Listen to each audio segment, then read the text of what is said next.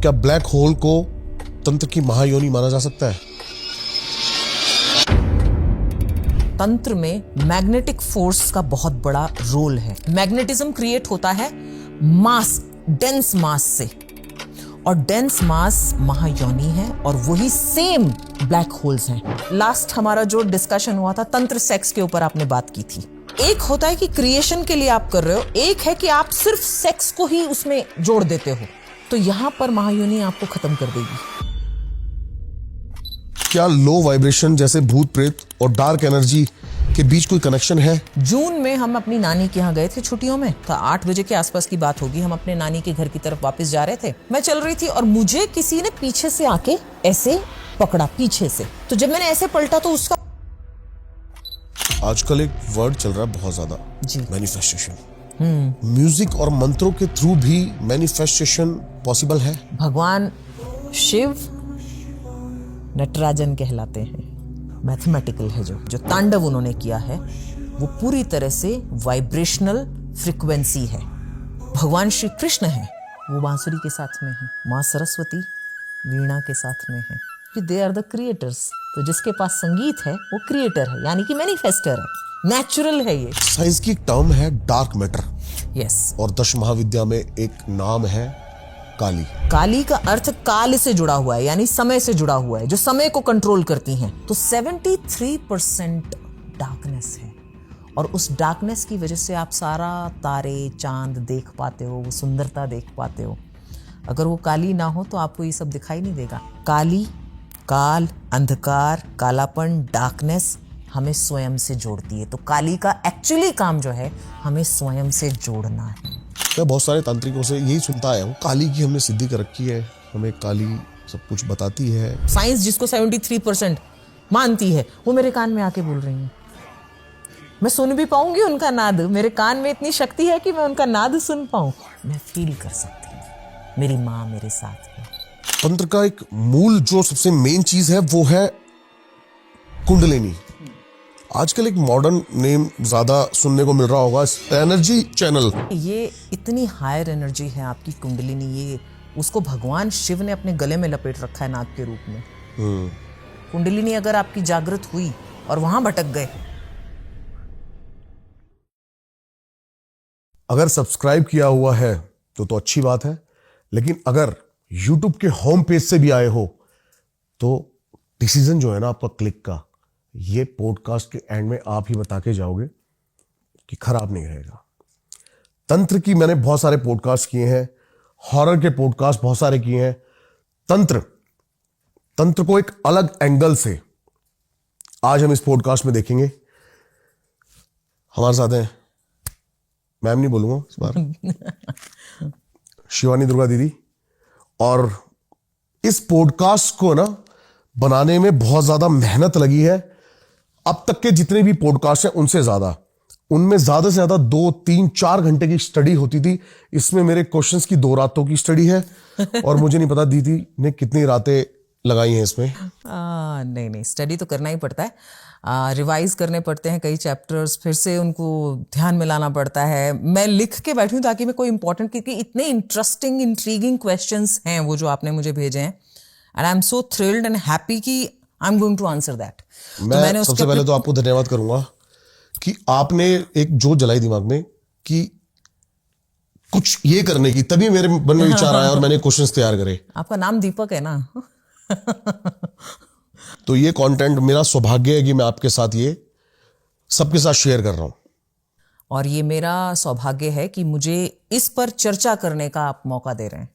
बहुत बहुत धन्यवाद। तो डायरेक्ट अब स्टार्ट करते हैं। जी बिल्कुल, क्योंकि पहली बार आप ये लेके बैठे और मैं कुछ क्वेश्चंस ऐसे लेके बैठा हूं। सारे मेरे पॉडकास्ट कैंडिडेट और एकदम ऑन द गो होते हैं। तो दीदी भागवतम की बात जब हम कर रहे थे तो भागवतम में जो मल्टीवर्स है उसको एक्सप्लेन किया गया है। यस सी मल्टीवर्स की थ्योरी जो मॉडर्न साइंस के हिसाब से हम देखते हैं वो तो अभी आई है, क्योंकि साइंस जो देखती है उसे बिलीव करती है। राइट। अध्यात्म पहले ही बिलीव करता है कि ये है, इसीलिए भगवान ने कहा कि मुझे पहले मानो फिर जानो, और कहा कि संसार को पहले जानो फिर मानो। लेकिन हम बिल्कुल विपरीत करते हैं, इसीलिए हम दुखों में फंसे रहते हैं। तो मल्टीवर्स की जो थ्योरी है वो भागवतम में एक दृष्टांत मिलता है, एक उदाहरण उसमें बहुत बड़ा, ब्रह्मा जी का उदाहरण है उसके अंदर, कि जब भगवान श्री कृष्ण रूप में, विष्णु जी जब कृष्ण रूप में थे और बाल अवस्था में थे, अपने गोपियों के साथ में खेला करते थे, तो जब जंगल में गाय चराने के लिए गए तो उनके जो मित्र थे उनको ब्रह्मा जी ने छुपा दिया अपने लोक में। सुदामा? हाँ, उनके सभी मित्रों को उन्होंने छुपा लिया, सभी मित्रों को, जितने भी उनके। तो भगवान श्री कृष्ण ने आइडेंटिकल, एकदम वैसे ही रंग रूप शक्ल वाले उनके मित्रगणों को वहां उपस्थित कर दिया, ताकि किसी को यह पता ना चले कि वो गायब हो गए हैं। जब 1 साल के बाद ब्रह्मा जी वहां वापस लौटे तो उन्होंने देखा, अरे इनके पास तो ये गोपगण हैं, इन्हें तो मैंने अपने लोक में छुपाया था, तो ये यहां कहां से आ गए। तो ये अपने आप में एक प्रूवन थ्योरी थी कि थी नहीं बोलूंगी, है कि मल्टीवर्सेस एग्जिस्ट। बबल्स को ले आप भगवान श्री कृष्ण का जो है विष्णु रूप अगर आप देखें, वो इतना विशाल है। उसमें भागवतम में ये कहा गया है कि भगवान श्री विष्णु जो हैं, उनका जो पैर का नाखून है उसका 100वां हिस्सा, उनके पैर का नाखून का 100वां हिस्सा ये पृथ्वी है। तो मतलब कितने सारे उनके, जो उनका साइज क्या होगा, पहली बात कि जब नाखून का, पैर के नाखून का, मैंने हाल ही में जो पढ़ा वो ये था कि उनके एक रोम में एक गैलेक्सी है। वो उन्होंने, आपने अगर देखा हो माँ यशोदा को, दूसरा उदाहरण है ये, जब मिट्टी खा रहे थे वो, तो माँ यशोदा ने कि मेरा बाल मिट्टी खा रहा है, मुंह खोला कन्हैया में, जैसे ही उन्होंने मुंह खोला वहां पर पूरे ब्रह्मांड के दर्शन दिखाए, मल्टीवर्सेस उसमें उन्होंने देखे, और वो घबरा गई। जब उन्होंने ये देखा वो घबरा गई और उन्होंने प्रार्थना की, बेहोश हो गई, भगवान ने अपना वो रूप हटा लिया। वो बार बार ये दर्शन करवाते थे माँ को कि मैं ही ब्रह्म हूं और मेरे अंदर ही सब है। और यही चीज 11वें अध्याय में विराट रूप में उन्होंने समझाई अर्जुन को। दुर्योधन को भी विराट रूप दिखाया। हाँ, उस समय जो वहां उपस्थित थे उनका सौभाग्य था, लेकिन अर्जुन को वो चीज समझ में आई। दुर्योधन के ऊपर माया का पर्दा था, लेकिन अर्जुन को नहीं था। और ये 11वें अध्याय में, मतलब 11वें दिन उन्होंने दर्शन कराए। चाहते तो वो पहले दिन करा सकते थे, लेकिन 11वें दिन कराए क्योंकि अर्जुन को बोध हो चुका था। जब विराट रूप के दर्शन किए और उसमें उन्होंने अपने अंदर दिखाया कि मेरे से ही जो सृष्टि है इसका सृजन भी मैं कर रहा हूं, ये लय भी मुझे में हो रही है, उसी में उन्होंने कितने सारे मल्टीवर्सेस को दिखाया कि ये जितनी सृष्टि, एक है यूनिवर्स, ऑब्जर्वेबल यूनिवर्स, जो हम समझते हैं, जो हम देख पाते हैं, जहां तक, हाँ, जहां तक साइंस समझ पाती है उसे हम ऑब्जर्वेबल यूनिवर्स कहते हैं, जहां तक साइंस अभी पहुंची है, जिसमें 2 ट्रिलियन गैलेक्सीज बताई गई हैं। अच्छा, 2 ट्रिलियन, जिसमें एक गैलेक्सी में, एक सोलर सिस्टम के एक छोटे से प्लैनेट पृथ्वी पर हम लोग रहते हैं। तो 2 ट्रिलियन अगर गैलेक्सीज हैं तो हमारा साइज कहां है? मतलब जहां तक दृष्टि है, हाँ, जहां तक साइंस की दृष्टि है, ये कहूंगी मैं, जहां तक तो है, वहां तक तो है, उससे आगे औकात नहीं है दृष्टि भेजने की। हाँ, क्योंकि विज्ञान अभी उतना विकसित नहीं हुआ है कि उसके बियॉन्ड देख पाए। वो अभी तक ब्लैक होल क्रॉस नहीं कर पाया, वो अभी तक वर्म होल क्रॉस नहीं कर पाया। ये सिर्फ थ्योरी है, अभी तक ये थ्योरीज में है। लेकिन हमारे शास्त्रों में, वेदों में, पुराणों में ये थ्योरीज पहले से बताई गई हैं। बिल्कुल सही कह रहे हो। मल्टीवर्स जो है वर्ड ना, अभी एक सीरीज आई थी हॉलीवुड की, जिसमें मल्टीवर्स को दिखाया गया कि वो कैसे मल्टीवर्स में जाके प्रॉब्लम सॉल्व करता है। हाँ। तब से लोगों ने जाना मल्टीवर्स है क्या। नहीं, अनंत ब्रह्मांड कहा गया है हमारे इसमें, और ये कई हजार साल पहले लिख दिया गया है। ये वेदों में है उल्लेख, हजारों सालों पहले अनंत ब्रह्मांड का उल्लेख। तो अनंत ब्रह्मांड मतलब कि हमें पता ही नहीं कि कितने हैं। अभी तक तो ऑब्जर्वेबल जो हम मानते हैं उसको हमारा ही ब्रह्मांड हमें पता है, इसके आगे कोई है वो पता नहीं है। तो कैसे मान लें कि साइंस, ये जो साइंस अभी 500-1000 साल पहले आई है, मॉडर्न साइंस, वो हमें दिखा रही है कि नहीं ये है, ज्यादा बड़ी उम्र कर दी आपने वैसे तो 1000 साल साइंस की। हाँ, तो हम, मतलब चलिए आप उसको उतना मैक्सिमम उतना भी मान ले, पर वेद तो हजारों साल पहले लिखे गए थे।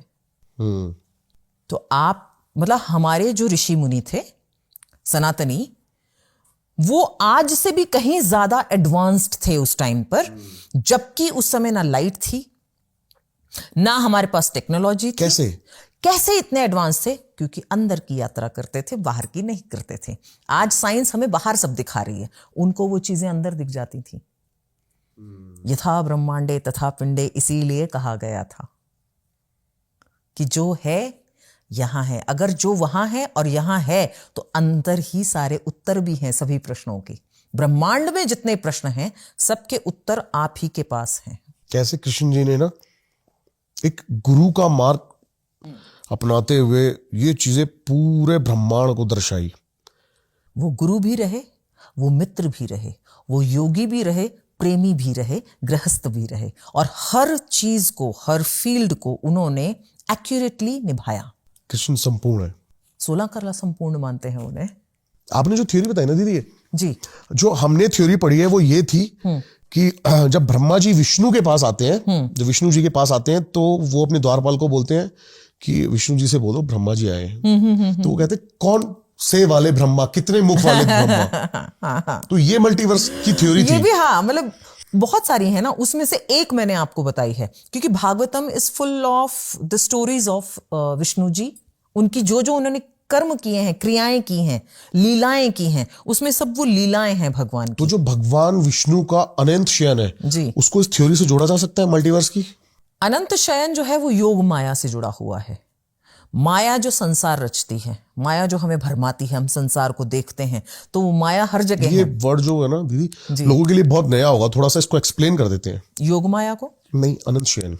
अनंत शयन, अनंत शयन का अर्थ है, अगर इसको शाब्दिक अर्थ आप लेंगे तो अनंत का अर्थ है कि जिसका कभी अंत नहीं है। ऐसी शैया में वो ऐसे शयन में है, उसको शयन नहीं कहते हम, बेसिकली वो उनकी योग निद्रा है, वो योग निद्रा में है। और जो योग माया है वो संसार को चलाती है। जैसे भगवान शिव से अगर आप इसको जोड़ें, वो ध्यान में रहते हैं लेकिन शक्ति संसार का संचरण करती हैं। क्योंकि वो ध्यान में रहकर वो दोनों, उन्होंने दोनों बातें, शिव शक्ति, विष्णु और माया, दोनों को समझाया है। किस तरीके से? एक आपकी अंतर की यात्रा है जो शिव और विष्णु आपको समझा रहे हैं उनके योग, ध्यान और योग निद्रा के द्वारा, कि अंदर की यात्रा कर रहे हैं वो, जिसमें अनंत ब्रह्मांड है। इसको ऐसे भी लिया जा सकता है जैसे विष्णु जी तो अपनी मुद्रा में लीन है, हाँ, लेकिन कृष्ण के रूप में, राम के रूप में, वही वो अंदर है, वो सारा उनके अंदर हो रहा है। हमें लग रहा है कि सब बाहर हो रहा है, हम बाहर की दृष्टि से देख रहे हैं, लेकिन ये सब उनके अंतर में हो रहा है। बाहर तो योग माया है, ये जो पूरा ब्रह्मांड के अंदर आप इल्यूजन जिसे हम कहते हैं, इल्यूजन जो फैला हुआ है वो माया है। माया का अर्थ ही इल्यूजन है, ये इल्यूजन क्रिएट करती है। जब तक आप अंदर नहीं जाते तब तक आप इल्यूजन में हो, मतलब भ्रम में हो, और जैसे ही आप अंदर उतरते हो आप ब्रह्म से जुड़ जाते हो, यानी कि विष्णु एंड शिव के उस तत्व से जो अंदर है उनके, आप डायरेक्ट उनसे जुड़ते हो। लेकिन यहां पर हम अनंत शयन को मल्टीवर्सेस के साथ में जोड़ रहे हैं, क्योंकि जब हम अंदर जाते हैं, विष्णु के अंदर तत्व में उतरते हैं, तो वहां पर अलग अलग लोक आपको दिखते हैं। आप इसको सिंपल शब्दों में अगर समझना चाहें तो हमारे जो 7 चक्रास हैं उससे आप इसको जोड़ सकते हैं। कैसे? कि 7 चक्र 7 लोक, 7 लोक, सप्तलोक, 7 चक्रों के साथ सप्तलोकों को जोड़। 10 लोक नहीं होते शायद? नहीं, 14 भुवन 14 लोक कहे गए हैं टोटल। साइंस भी यही मानती है, 14 लोकों को मानती है। तो 7 ऊपर के तल हैं, 7 नीचे के तल हैं, तो 14 भुवन या 14 लोक जिन्हें कहा जाता है वो, तो आप उनको उनके साथ जोड़ सकते हैं कि उतने ब्रह्मांड तो कंफर्म है। साइंस इसको कहती है कि हाँ इतना तो है, डायमेंशंस इतने हैं, लेकिन 11 तक पहुंच के, 11वें डायमेंशन के बाद पहुंच के हमारा ब्रेन खत्म हो जाता है, हमारा ब्रेन उसके आगे नहीं काम कर पा रहा है। मिचियो काकू ने ये कहा है, जो फिजिसिस्ट हैं, थियोरेटिकल फिजिसिस्ट हैं और स्ट्रिंग थ्योरी स्पेशलिस्ट हैं वो, तो उन्होंने ये कहा है कि 14 लोग हैं, लेकिन हम 11वें पे पहुंच के साइंस फेल हो रही है। वहां से वो इतना कंफ्यूज हो रही है कि उसको समझ ही नहीं आ रहा, वहां से वो फेल हो जाती थियरी, तो इस वजह से वो क्रॉस ही नहीं कर पा रहे हो। तो मल्टी डायमेंशंस, मल्टीवर्सेस या अदर यूनिवर्सेस आर एग्जिस्टिंग, को एग्जिस्टिंग, हमारे साथ ही एग्जिस्ट कर रहे हैं, को एग्जिस्ट कर रहे हैं। किसी ऐसी बुक का हम रेफरेंस दे सकें? स्विस ऑथर हैं एरिक वॉन डेनिकन, उनकी बुक है चैरिट्स ऑफ द गॉड। ओके तो ये हर व्यक्ति को पढ़ना चाहिए। उसमें इंडिया में जब एक्सकेवेशन हुआ तो उसमें जो बाहर उन्होंने निकाली चीजें, उन्होंने कहा कि ये ईश्वर के अलावा ये कार्य कोई नहीं कर सकता था। जो भी यहां पर भारत में पुरातत्ववेत्ताओं ने चीजें निकाली नीचे से खोदकर, तो इनको बुलाया गया, रिसर्चर थे ये, इनको बुलाया गया और यहां पर जब इन्हें दिखाया तो इनकी आंखें फटी रह गई कि ये कार्य केवल देवता ही आकर धरती पर कर सकते थे। इसका अर्थ, अगर देवता ऊपर से धरती पर आए हैं तो इसका मतलब अदर वर्ल्ड्स एग्जिस्ट करते हैं। अब अदर वर्ल्ड्स यहां पर अदर यूनिवर्स हो जाते हैं। एक थ्योरी और एक्सप्लेन करती है इसे, which is called quantum entanglement. Okay वो भी इस थ्योरी को प्रूव करता है कि कहीं ना कहीं हमारे जैसा सेम कुछ ना कुछ और कहीं भी घट रहा है। जैसे हम कहते हैं कि this world is the reflection of the other world. अब जब हम रिफ्लेक्शन देखते हैं तो वो उल्टा होता है हमेशा। डेजावू से रिलेट करा जा सकता है इसको? डेजावू से हम बिल्कुल रिलेट कर सकते हैं, लेकिन डेजावू के साथ में एक चीज और जुड़ी है कि जब एक्सोप्लैनेट अगर हमारा है, जो साइंस कहती है कि है, हमारी थियरीज कहते, हमारी वेद कहते हैं और प्लैनेट्स हमारे जैसे, तो अगर एक्सोप्लैनेट है हमारे जैसा बिल्कुल, तो आइडेंटिकल हमारे जैसे लोग हैं। अगर भगवान श्री कृष्ण ने ये भागवतम में प्रूव कर चुके हैं कि वो आइडेंटिकल सेम क्रीचर्स हमारे जैसे दिखने वाले क्रिएट कर सकते हैं और वो दूसरी जगह भी एग्जिस्ट कर रहे होते हैं सेम टाइम में, तो मतलब ये थ्योरी वहीं प्रूव हो जाती है। तो इंटेंगलमेंट उसको दिखा रहा है, क्वांटम इंटेंगलमेंट इसे प्रूव कर देता है। फिर उसके बाद एक और थ्योरी है सुपरपोजिशन की, जो इसे प्रूव करती है। सुपरपोजिशन में आप रास को भी ला सकते हैं। भगवान श्री कृष्ण का महारास जो हुआ, हर गोपी को लगा उनके साथ कृष्ण है। क्या बात है। तो उतने रूप एक्सपेंशन हुआ भगवान का। यस, उनका उतना एक्सपेंशन हुआ, मतलब उतने वर्स, मल्टीवर्सेस हैं, उतने यूनिवर्सेस हैं, उतना कॉस्मोस है अलग अलग। क्योंकि जब बिग बैंग हुआ, बिग बैंग कब हुआ? जब एक शून्यता से एक ब्लास्ट हुआ, शून्यता में एक ब्लास्ट हुआ। और ब्लास्ट तब तक नहीं हो सकता जब तक हम जो कहते हैं ना सिंगुलैरिटी और ड्यूअलिटी का जो थियरी है, ब्लास्ट तब तक नहीं हो सकता जब दो फोर्सेस आपस में ना टकराएं। ऐसे शून्य में ब्लास्ट नहीं होगा। सही बात है। दो चीजों के फ्रिक्शन से ब्लास्ट होता है। तो मतलब नेगेटिव पॉजिटिव एनर्जी हमेशा से एग्जिस्टेंस में है। शिव और शक्ति, विष्णु, लक्ष्मी, ये हमेशा से एग्जिस्टेंस में है। तो ये टकराने से जो ब्लास्ट हुआ, वो ब्लास्ट वाज द क्रिएशन। वहां क्रिएशन में इतनी गैलेक्सीज, इतने यूनिवर्सेस क्रिएट हुए, जिसमें से एक हमारा यूनिवर्स क्रिएट हुआ, जिसमें जो हमारा यूनिवर्स है, एक यूनिवर्स, उसमें 2 ट्रिलियन गैलेक्सीज में से एक हमारी गैलेक्सी है। ब्लैक होल और महायोनि पे आते हैं जी। पहले तो मैं चाहता हूं एक क्वेश्चन देने से पहले महायोनि को थोड़ा सा आप समझा दो। ब्लैक होल तो सबको पता ही होगा। हाँ, ब्लैक होल को ब्लैक होल की तरह तो सबको पता है। आज से 10 साल पहले जब मैं ब्लैक होल्स के बारे में स्टडी कर रही थी, स्टीफन हॉकिंग की दी हुई थियरी है ये ब्लैक होल्स की, और आइंस्टाइन ने दिया है और स्टीफन हॉकिंस ने इसे प्रूव किया है।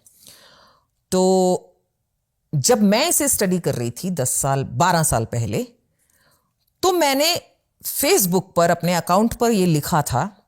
तब तक इस बारे में चर्चा नहीं हुई थी। मैं वो आपको निकाल के किसी दिन स्क्रीनशॉट भेजूंगी, कितना पुराना लिखा था। तब मैंने, क्योंकि मैं मेडिटेशन बहुत करती हूं, जैसा मैंने बताया आपको, तो मैं एक मेडिटेशन में बैठी थी, तब ये चीज मेरे सामने आई कि ब्लैक होल्स आर द महायोनीज। अब महायोनि को हम क्रिएशन मानते हैं, बेसिकली क्रिएशन का, जिसके अंदर से सब चीज गेटवे कह सकते हैं, गेटवे कह सकते हैं। हाँ, वहीं से सब चीज की उत्पत्ति हुई है बेसिकली। हाँ। अब ब्लैक होल्स क्या है और महायोनि क्या है? महायोनि महामैग्नेटिक फोर्स। आपने मेरे पहले सवाल का वैसे सारा आंसर दे चुके हो जी, लेकिन मैं फिर अब पूछ लेता हूं जी। तो क्या ब्लैक होल को तंत्र की महायोनि माना जा सकता है? बिल्कुल माना जा सकता है। देखिए, तंत्र में मैग्नेटिक फोर्स का बहुत बड़ा रोल है, जो हम जिसे इलेक्ट्रोमैग्नेटिज्म से समझते हैं। और एनर्जीज नहीं, मैग्नेटिक फोर्स जो आपको पुल करती है अपनी तरफ। ओके। किसी को आपने देखा, जान नहीं पहचान नहीं, मिसमराइज हो गए आप, that is magnetism. Black hole का भी यही काम है, पुल कर लेता है आपको अपनी तरफ। आप ना चाहते हुए भी उसकी तरफ खींचते चले जाते हो। एक उसका होराइजन है, अगर आप वहां तक जाकर आप बच गए तो बच गए, लेकिन महायोनि जो है ये मतलब महामास कह सकते हैं, क्योंकि मैग्नेटिज्म क्रिएट होता है मास, डेंस मास से, और डेंस मास महायोनि है, और वही सेम ब्लैक होल्स हैं। अगर आप देखिए कि मैग्नेट जो होती है, सिंपल एक मैग्नेट को अगर आप लेके देखें तो उसका एक गुण है, it pools you, it repels you.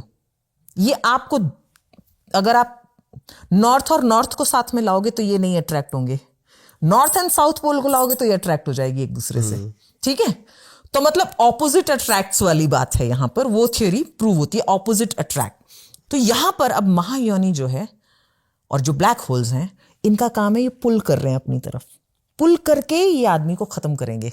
जो व्यक्ति, अब इसको अगर मैं तंत्र, लास्ट हमारा जो डिस्कशन हुआ था तंत्र सेक्स के ऊपर आपने बात की थी, ठीक है, अब मैं यहां क्लियर कर दूं, जो व्यक्ति, एक होता है डिवाइन इंटेंगलमेंट से जोड़ती हूं मैं उसे, because sex is a very mundane world. Okay, हाँ, तो डिवाइन इंटेंगलमेंट है एक पुरुष और एक स्त्री का, समझ लीजिए, ठीक है। अब वो हस्बैंड वाइफ हैं, उनका आपस में अच्छा ये है, लेकिन एक होता है कि क्रिएशन के लिए आप कर रहे हो, एक है कि आप सिर्फ सेक्स को ही उसमें जोड़ देते हो। तो यहां पर महायोनि आपको खत्म कर देगी, क्योंकि वो फिजिकल बॉन्ड तक सीमित रह गया, आपका फिजिकलिटी तक सीमित है, मंडेन वर्ल्ड तक सीमित है। पर्पस चेंज होना चाहिए। हाँ, पर्पस होना चाहिए उसमें, क्रिएशन का पर्पस होना चाहिए, सिर्फ सेंस ग्रेटिफिकेशन का पर्पस नहीं होना चाहिए, कि आपकी इंद्रियों की संतुष्टि के लिए नहीं करना है, कुछ इन्वेंशन, क्रिएशन करना है। भगवान ने तो इसीलिए बनाया वैसे।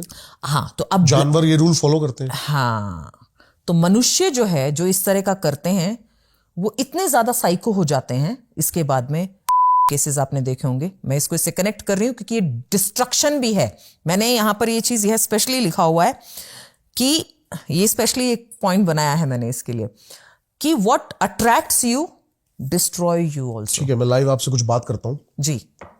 बचा कैसे जाए इससे? जब आप इसकी तरफ, आपको ये चीज आभास हो रहा है, मैंने जैसा आपको उदाहरण दिया, किसी को देख के मेस्मराइज हो गए आप, अपनी शील्डिंग इतनी स्ट्रांग करिए, अपना ब्रेन इतना स्ट्रांग करिए कि आपको मैग्नेटिक फोर्स पुल ना कर पाए, और आपको अगर पता चल जाए वहीं से बैक स्टेप ले लीजिए, क्योंकि ब्लैक होल का एक होराइजन एरिया भी है। अगर आप वहां तक पहुंचे तो वहां से अंदर जाओगे, उससे पहले ही आपको मुड़ना है। मैं चाहता हूं कि लोगों तक डायरेक्शन जाए, क्योंकि मैं खुद इससे जूझ रहा हूं। हाँ, जब से मैंने आपको बताया ना कि ऊर्जा के साथ मैंने यस, अप एंड डाउन किया, हाँ, तब से मेरे को लगता है कि वो उत्तेजना भी बहुत बढ़ गई है। सी, तो मैं चाहता हूं कि ये जो ऊर्जा है वो ये सिर्फ, साधु संत जो हमें पुराने ऋषि मुनियों ने जो रास्ते बताए हैं, उनमें से एक रास्ता है food control, hunger control. Okay, hunger पे आ जाओ आप, हंगर, अपने आप को भूखा रखना शुरू कर दो, वहां से आपकी ये जो डिजायर है, सेक्सुअल डिजायर, ये कटनी शुरू हो जाती है। क्योंकि भूख से क्षुधा सबसे पहले है। जो 3 मुख्य अग्नि हैं उनमें सबसे पहली है आपकी जठराग्नि, ओके, फिर आपकी है जब ये पूरा नहीं होगा तो क्रोध जागना शुरू होगा, इरिटेशन होगी कि मेरे पेट में कुछ चाहिए कुछ चाहिए। फिर आता है आपका कामाग्नि, जठराग्नि, क्रोधाग्नि, कामाग्नि, और आप इसको वाइस वर्सा भी कर सकते हो, जठराग्नि, कामाग्नि, क्रोधाग्नि। तो इस आप ओशो से सहमत नहीं हो? आपने बोला अभी हमारी बिहाइंड एग्जैक्ट यही एग्जांपल ओशो ने दिया है। अच्छा, ओके, कि लोग सेक्स को सबसे बड़ी भूख समझते हैं, लेकिन उससे बड़ी भूख रोटी की है। सबसे ये शास्त्र कहते हैं हमारे, अगर आप शास्त्रोक्त है रोटी ये। को आप कंट्रोल कर लोगे ना, तो आप ऊर्जाओं से खेल सकते हो और सब कुछ बैलेंस कर सकते हो। रूलर बन जाओगे आप, रूलर बन जाओगे। हाँ, क्योंकि जैसे ही आपकी जठराग्नि सबसे उच्च उस पर है, इसको जिसने कंट्रोल कर लिया, साधु महात्मा करते थे हमारे, वो प्रैक्टिस यही करते थे। इसीलिए कहते हैं कि वो लहसुन नहीं खाएंगे, प्याज नहीं, ऐसी कोई चीज नहीं खाएंगे जो काम बढ़ाए। कि जो एक टाइम खाए हाँ, वो योगी, हाँ, 2 टाइम खाए वो भोगी, 3 टाइम खाए या ज्यादा खाए वो रोगी, ऐसा कुछ है। Yes yes yes. तो साधु संत हमारी ये प्रैक्टिस करते थे, और वो हमें भी सिखा के गए कि जब आपको लगे कि कोई भी चीज आपकी लाइफ में इम्बैलेंस हो रही है, कभी भी सबसे पहले अपनी भूख को कंट्रोल कर लो, इस पे काम करो। क्योंकि विचार है ना, ऐसा नहीं है कि विचार लाए जा रहे हैं, आ रहे हैं, अपने आप ही, फोर्सफुली आ रहे हैं। अपने आप ही। फूड कंट्रोल करना जरूरी है, ठीक है। उसके अलावा मेडिटेशन, त्राटक बहुत जरूरी है। भूख पे आ जाओ, साधना में लग जाओ। और मेरा जो मैं करती हूं, त्राटक से ही ये ज्यादा नहीं, त्राटक से नहीं होगा। त्राटक आपको इसकी तरफ नहीं धकेलेगा, क्योंकि ये तब से ही ये नहीं, ये आपका टेस्ट है। क्योंकि क्या, आपके ब्रेन में ऑलरेडी बहुत सारी चीजें हैं हो जो सकता है पहले से पास में हो। हाँ, पहले से फीड की हुई हैं, पहले की फीडिंग है वो, ठीक है। सेम ऐसा ही है कि गंदगी बाहर निकलेगी तभी जाएगा। Exactly, okay, you have the answer. ठीक है। मैं इसको अब तक ऐसे ही ले रहा था। हाँ, नहीं, you already have the answer. मैंने सोचा कि थोड़ा सा वर्कआउट पे फोकस, मतलब एनर्जी को डिस्ट्रीब्यूट करना, चैनलाइज करना शुरू करते हैं। हाँ, हाँ, क्योंकि गुलाम नहीं बनना। हाँ, एग्जैक्टली। अर्जुन को यही सिखाया ना भगवान श्री कृष्ण ने, अपनी इंद्रियों के गुलाम मत बनो, रूल करो उन्हें। अगला जो हमारा टॉपिक है ना, वो लो वाइब्रेशन बीइंग्स और डार्क एनर्जी। तो क्या लो वाइब्रेशन जैसे भूत प्रेत और डार्क एनर्जी के बीच कोई कनेक्शन है? बिल्कुल है। सी, आप एनर्जी के फॉर्म में इसे समझिए। भूत प्रेत हम अपनी भाषा में कहते हैं, कुछ लोग इसे और किसी और भाषा में कहते हैं। अल्टीमेटली तो एनर्जी है, एनर्जीज ही ठीक है। एनर्जीज काम कर रहे हैं हर चीज के पीछे। अब लो वाइब्रेशनल और हाई वाइब्रेशनल इसलिए हम कहते हैं कि लो वाइब्रेशनल बीइंग्स हैं, उस तरह की एनर्जीज हैं जो हमें, अगर आपने म्यूजिक सुना हो, म्यूजिक से इसे अब मैं अगर आपको बताऊं, डिमोनिक म्यूजिक भी है जिसे हम कहते हैं मेटल म्यूजिक। बहुत सारे वेस्टर्न कल्चर इसको प्रमोट करते हैं एडिक्ट करने के लिए। हाँ, मेटल म्यूजिक की मैं अगर बात करूं तो ये आपके हेड को हिट करता है। और क्योंकि खुद भी हमारा जो यूनिवर्स है, it's a musical brain of the God, ठीक है। ठीक है, उसमें तरंगे उठती रहती हैं, वाइब्रेशंस, उसी से क्रिएशन हुई है, फ्रीक्वेंसी, हाँ, उसी से क्रिएट हुआ है सब। तो आपके ब्रेन को कंट्रोल दूसरा कर सके, आप एडिक्शन में आ जाओ, इसके लिए लो वाइब्रेशन मेटल म्यूजिक बनाया गया ताकि आपको कंट्रोल किया जा सके। ओके।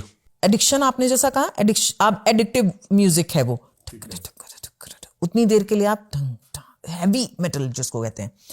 एक तरफ हमारा जो हिंदुस्तानी क्लासिकल है, या जो पौष्टिक जिसे कह सकती हूँ, एक एक राग जो है सुकून भी देता है, एक एक राग आपकी एक एक बीमारी दूर करता है। रिसर्च हुआ है इसके ऊपर कि आप एक पर्टिकुलर राग सुनिए, आपका डिप्रेशन जाएगा। पर्टिकुलर राग सुनिए, आपके ऑर्गन्स को अफेक्ट करेगा क्योंकि हमारी बॉडी भी तो वही वाइब्रेशन है ना, पूरा वाइब्रेशनल फ्रीक्वेंसी से बने हैं हम। हिट करेगा। एग्जैक्टली। तो जो उससे जुड़ी हुई फ्रीक्वेंसी जो रेजोनेट करती है पर्टिकुलरली आपके एक ऑर्गन को, ब्रेन को, आपके थॉट्स को, वो उसको पुष्ट करता है हमारा हिंदुस्तानी शास्त्रीय संगीत, फोक संगीत। हाँ, फोक संगीत, शास्त्रीय संगीत। और या फिर जो हमारा माइल्ड म्यूजिक है, जो भजन वगैरह है, आपने देखा होगा, सुकून मिलता है सुन के। हाँ, वो आज मैंने शांत, पहली बार ही सुना और पहली बार ही देखा। अच्छा। नरवाण शतकम सुनिए आप सुन के ना ऐसे ब्रेन ना इमीडिएटली, कितना भी स्ट्रेस, मैं जितनी बार उसको सुनती हूँ एकदम मेडिटेटिव स्टेट में चली जाती हूँ। कहीं भी किसी भी पोजीशन में बैठी हूँ एकदम ऐसे हो जाता है। तो ये म्यूजिक इज मैजिक। सबसे बड़ा मैजिक म्यूजिक ही है, जिसके अंदर मैनिफेस्टेशन का फास्ट पावर है। कभी ऐसी कहीं और जगह देखा है, किसी और चीज में देखा है ऐसा कि आप गा रहे हो, आप किसी को रुला दो, आप गा रहे हो, किसी को मुस्कुरा दो, आप गा रहे हो, कोई भाव विवल हो जाए, आप गा रहे हो, आप में जोश भर जाए। ये सिर्फ संगीत में पावर है। जैसी आरंभ है प्रचंड बोले मस्तकों के झुंड, आज जंग की घड़ी की तुम गुहार दो। आ गया ना जोश आपके अंदर। अब आपने दूसरा संगीत इमीडिएटली गाया। ये मेरे लिए मिनी बूस्टर है ना। हाँ, यस, ये मैं खुद भी सुनती हूं, रेगुलर सुनती हूं। और एक तरफ आपका है, चांद फिर निकला मगर तुम ना आए, हो गया मूड चेंज पूरी तरह से।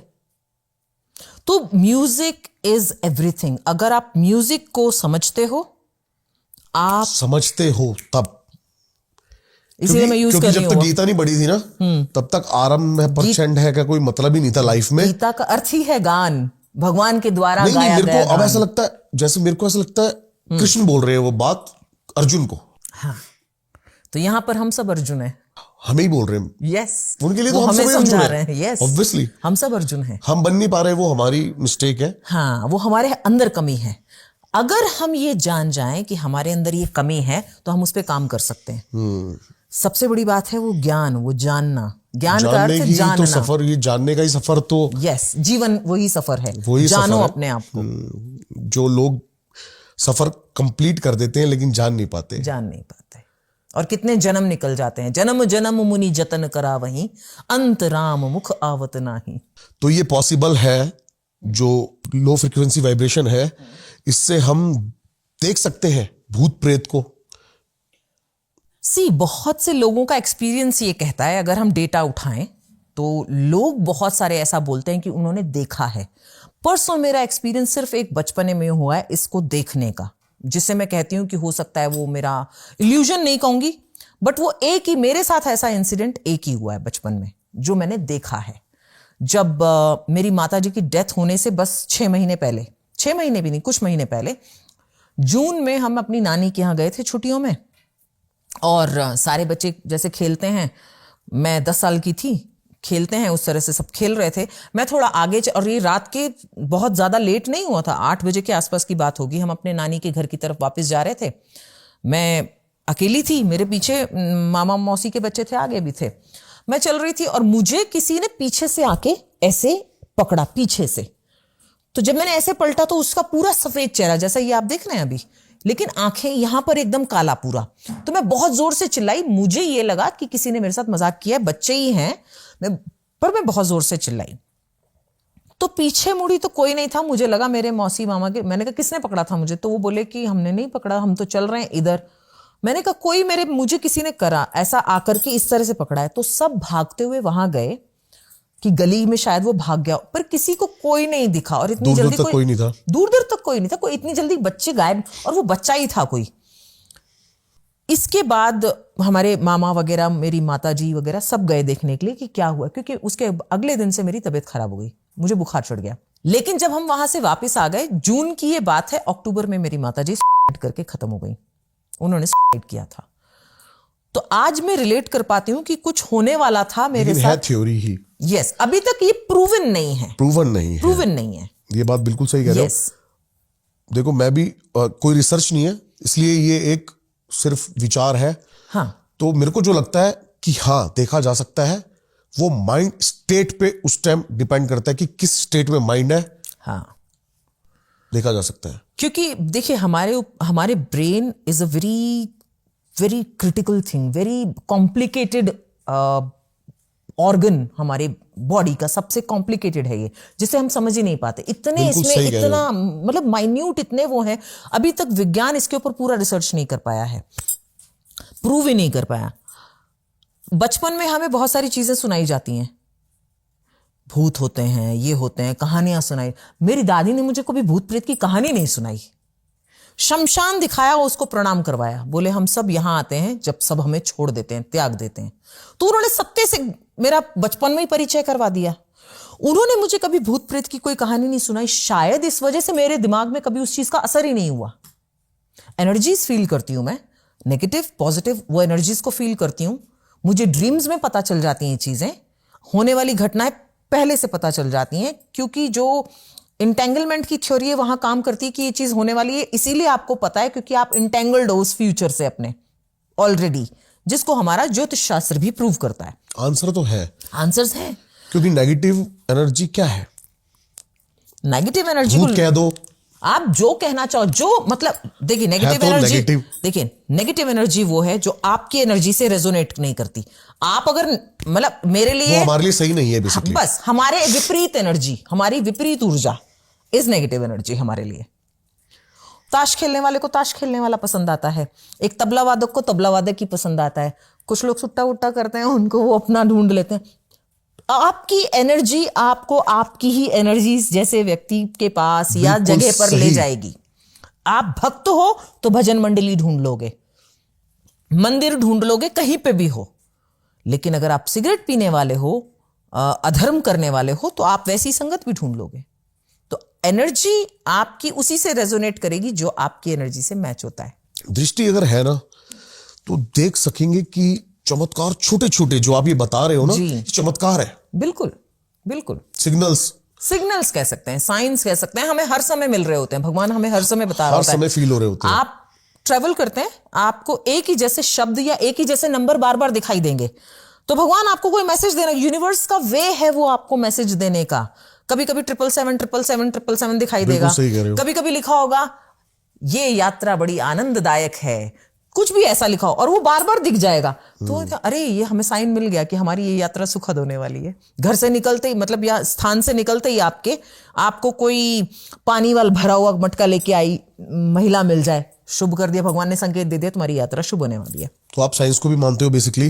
बिल्कुल। लेकिन अभी आपने जब ये वर्ड बोला ना कि भगवान सब कुछ दिखा रहे हैं, तो अगर पॉजिटिव है तो नेगेटिव भी है, होगा ही होगा। वही टकरा के बिग बैंग हुआ है। भगवान है तो भूत भी है। भगवान शिव का नाम है ना भूतनाथ। हाँ, उसी के सारे वैसे तो रचे हुए खेल हैं भी कहा गया है उन्हें, भूत भावन। अब वही ना, मैंने जैसे कहा कि भूत के बहुत सारे अर्थ होते हैं, लेकिन भूत का अर्थ यहाँ पे पूर्व से है। बेसिकली अगर इसका अर्थ देखें पूर्व में जो हो चुका है, तो अब एक व्यक्ति था तो वो भूत हो गया, मतलब भूतकाल हो गया। उसके इंप्रेशंस लेकिन रहते हैं ब्रह्मांड में। हाँ बिल्कुल, उसके इंप्रेशंस हमेशा रहेंगे। वो इंप्रेशन कभी कभी आपके ब्रेन के उस किसी पर्टिकुलर, हाँ, तो वहां से आपको वो आभास होता है कि ओ ये मुझे दिखा। ये बिल्कुल राइट एग्जांपल है। हाँ, कि वो रेडियो का चैनल मैच बिल्कुल फ्रीक्वेंसी ना, फ्रीक्वेंसी दिख जाता है। अब जैसे मेरी सिस्टर, छोटी सिस्टर है, जब मेरी मदर की डेथ हुई मुझे नहीं दिखाई दी, मुझे ड्रीम्स में दिखाई दी। मेरी सिस्टर को मेरी मदर की डेथ को 4-5 दिन हुए थे, तो वो अंदर पानी पीने गई, मटका जहां मेरी मदर ने मटका रखा था उसी में पानी भर रहे थे, तो बहुत जोर से रोने लगी वहां खड़ी होके। तो सब गए कि रो क्यों रही है, तो बोले मम्मी यहाँ पे बैठी है, मम्मी मटके पे बैठी है, ये कहना शुरू किया। मतलब वो क्योंकि वो 5 साल की थी, तो बोली मम्मी मटके पे बैठी है, कह के रोने लगी, क्योंकि वो मम्मी से बहुत क्लोज थी और मेरी मदर उससे बहुत क्लोज थी। तो जब वो ये रोने लगी और मैंने तब मेरे दिमाग में आया मुझे क्यों नहीं दिखाई दी, मुझे कभी नहीं दिखाई दिया ये सब। तो उसको दिखाई दिया, ये फर्स्ट एंड लास्ट उसका ये था। वो मेरे दिमाग से कभी नहीं निकला कि उसको मम्मी दिखाई दी थी, क्योंकि उस दिन चैनल उसका हाँ, क्योंकि वो शायद ब्रेन में अपनी मदर के बारे में ही सोच रही थी हर समय। क्योंकि वो उसको दूध देती थी, लाड कराती थी, उसको 4 दिन दिखी नहीं अपनी माँ कि कहाँ है मेरी मदर, किधर है। सारा टाइम उनका पल्लू पकड़ के रहती थी, 5 साल की तो थी। तो वो जब उसने वहां पे और मटके, क्योंकि किचन में काम करती थी, हर बातें कनेक्ट हो रही है जी, कि जो अब एनर्जीज है ये भी हायर हो गई जाने के बाद, वही ढूंढती है आपको, आपकी औकात नहीं है उनको ढूंढने की। एग्जैक्टली। हमें लगता है कि हमने कुछ कर लिया, उन्होंने करवा लिया आपसे। क्योंकि देखिए साइंस ये मानता है कि जिस लेवल से हटके हमें दिखाई दे रहा है और सुनाई दे रहा है, जब उससे हट जाते हैं तो हमारे ऊपर वो बीइंग्स हैं, एक पैरेलल वर्ल्ड हमारे साथ साथ चल रहा है। अभी हमारे से ऊपर बीइंग्स हैं जिन्हें हम नहीं देख सकते, वो हमें देख सकते हैं। साइंस मानती है ये चीज कि वो हवर करते हैं और दे कैन वॉच अस, कि हम हवा को भी नहीं देख सकते हम। नहीं, हम हवा को नहीं देख सकते, उनको क्या देखेंगे। नॉर्मल सी चीज हम नहीं देख सकते जिसके बिना हम जी नहीं सकते 2 मिनट भी। सांस जो है हमारी, हाँ ब्रेथ, जिसके बिना हम 2 मिनट नहीं जी सकते। बड़े ब्रांड्स चल रहे हैं उसको फिल्टर करने के लिए। हाँ, तो 2 मिनट जिसके बिना हम जी नहीं सकते, उसको भी देख नहीं सकते। तो आप बात कर रहे हो हायर बीइंग्स की, उनको कहां से देख लोगे आप? सही बात है। अच्छा, हम बात कर रहे थे अभी, आपने बोली ये बात कि सब कुछ वाइब्रेशन से क्रिएट हुआ है। yes. स्ट्रिंग थ्योरी में बताया जाता है कि सब कुछ वाइब्रेशन से। हाँ, स्पंदन। तो तंत्र में भी एक शब्द है जिसका नाम है शब्द ब्रह्म। ये कॉन्सेप्ट उससे मिलता है? बिल्कुल। बिना शब्द के, नाद जिसे हम कहते हैं, जब बिना शब्द की कोई उत्पत्ति ही नहीं हुई, तो शब्द और तंत्र जो है वो मंत्र के बिना हो नहीं सकता। मंत्र क्या है? वो नाद है, वो वाइब्रेशन है, फोर्स है। मैं बात कर रही हूं आपसे, इसकी एक अपनी वाइब्रेशन क्रिएट हो रही है, और वो वाइब्रेशन जितनी ज्यादा हाई होगी उतना ज्यादा ये मैसेज बहुत सारे लोगों तक पहुंचेगा, उतनी ज्यादा। क्योंकि वाइब्रेशन आपकी, अब जैसे भगवान शिवा का डमरू बजा था, तो उससे हम बिग बैंग को मानते हैं कि बिग बैंग वहीं से हुआ था, जब उनका वो डमरू का पहला नाद हुआ था, वहीं से बूम, ओम की उत्पत्ति भी वहीं से हुई थी। वो नाद ने जो क्रिएट किया वो हम सब हैं।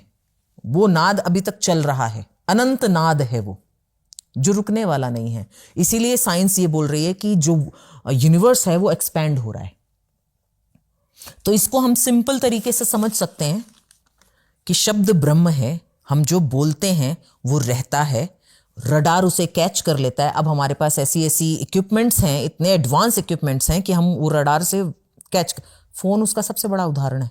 यहां से लगाऊंगी, कहाँ आप बैठे होते हो दिल्ली में, यहां से फोन लग जाता है, बीच में क्या है, वायर तो है नहीं ना, कुछ भी, वाइब्रेशन है, इलेक्ट्रोमैग्नेटिक वेव्स हैं, जो वाइब्रेशन काम से करती है? जो ऐसे ऐसे वाइब्रेशन जाती है ना, वेव ऐसे वाइब्रेशन से क्रिएट होती है। आजकल एक वर्ड चल रहा है बहुत ज्यादा, जी। मैनिफेस्टेशन, है ना? हाँ, मैं जब जब आप जैसे महाज्ञानियों से मिलता हूं ना, तो मेरी लाइफ का ऐसा लगता है उद्देश्य पूरा हो गया। जो मैंने आपको वो दी है ना जी, उस पे और भरोसा होता चला जाता है। हाँ, मैनिफेस्टेशन कनेक्ट करा मैंने, द्रौपदी ने जो मैनिफेस्ट करा हाँ, चीर हरण पे, यस यस यस यस, कि मैं मनुष्य नहीं और उन्होंने मृत्यु हूं, यहां बैठे सभी मानुभव जो मौन रहे उन सबकी मृत्यु। और उन्होंने अपने केश खोल दिए काली की तरह। वो काली से, मैनिफेस्टेशन, काली ना, मृत्यु कौन है, काली है, काल से जो जुड़ा हुआ है। तो उन्होंने वही केश काली की तरह खोल पूरे दिए युद्ध अपने। में एक थप्पड़ भी नहीं मारा, नहीं, लेकिन पूरा युद्ध का हाँ, वो विचार, रूट बनी, वो जड़ वहीं से थी।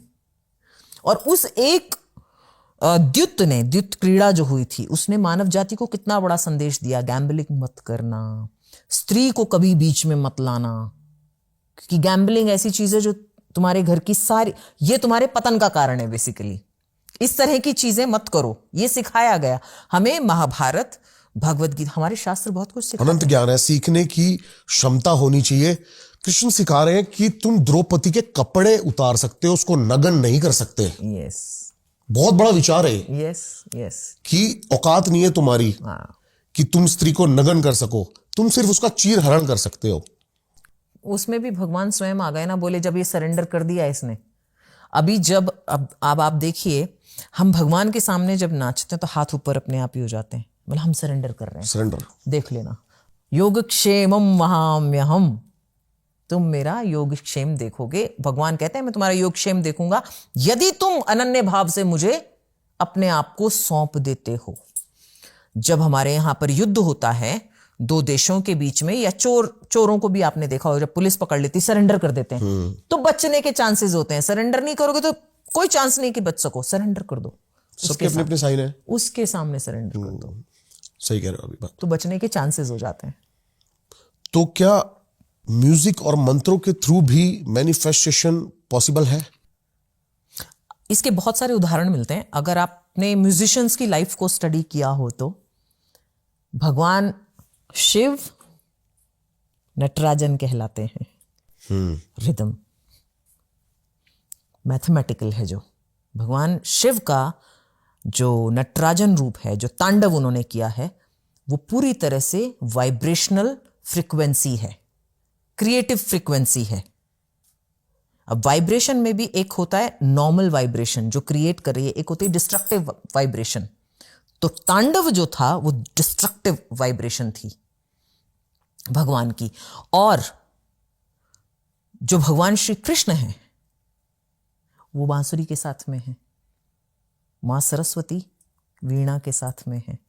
तो हर देव या बीइंग्स जिन्हें हम कहते हैं डिवाइन बीइंग्स, उनको आप म्यूजिक के साथ पाएंगे, क्योंकि दे आर द क्रिएटर्स। तो जिसके पास संगीत है वो क्रिएटर है, यानी कि मैनिफेस्टर है, नेचुरल है ये। क्या बात है, मतलब लॉजिकल, सारी लॉजिकल बातें हैं। यस, बिल्कुल। भगवान ब्रह्मा अगर हम देखें जो क्रिएटर हैं, उन्होंने वेद, उनके हाथ में आप वेद देखेंगे, वेद व्यास ने लिखे हैं, लेकिन उनके हाथ में है वो, क्योंकि उन्हीं के पुत्र हैं।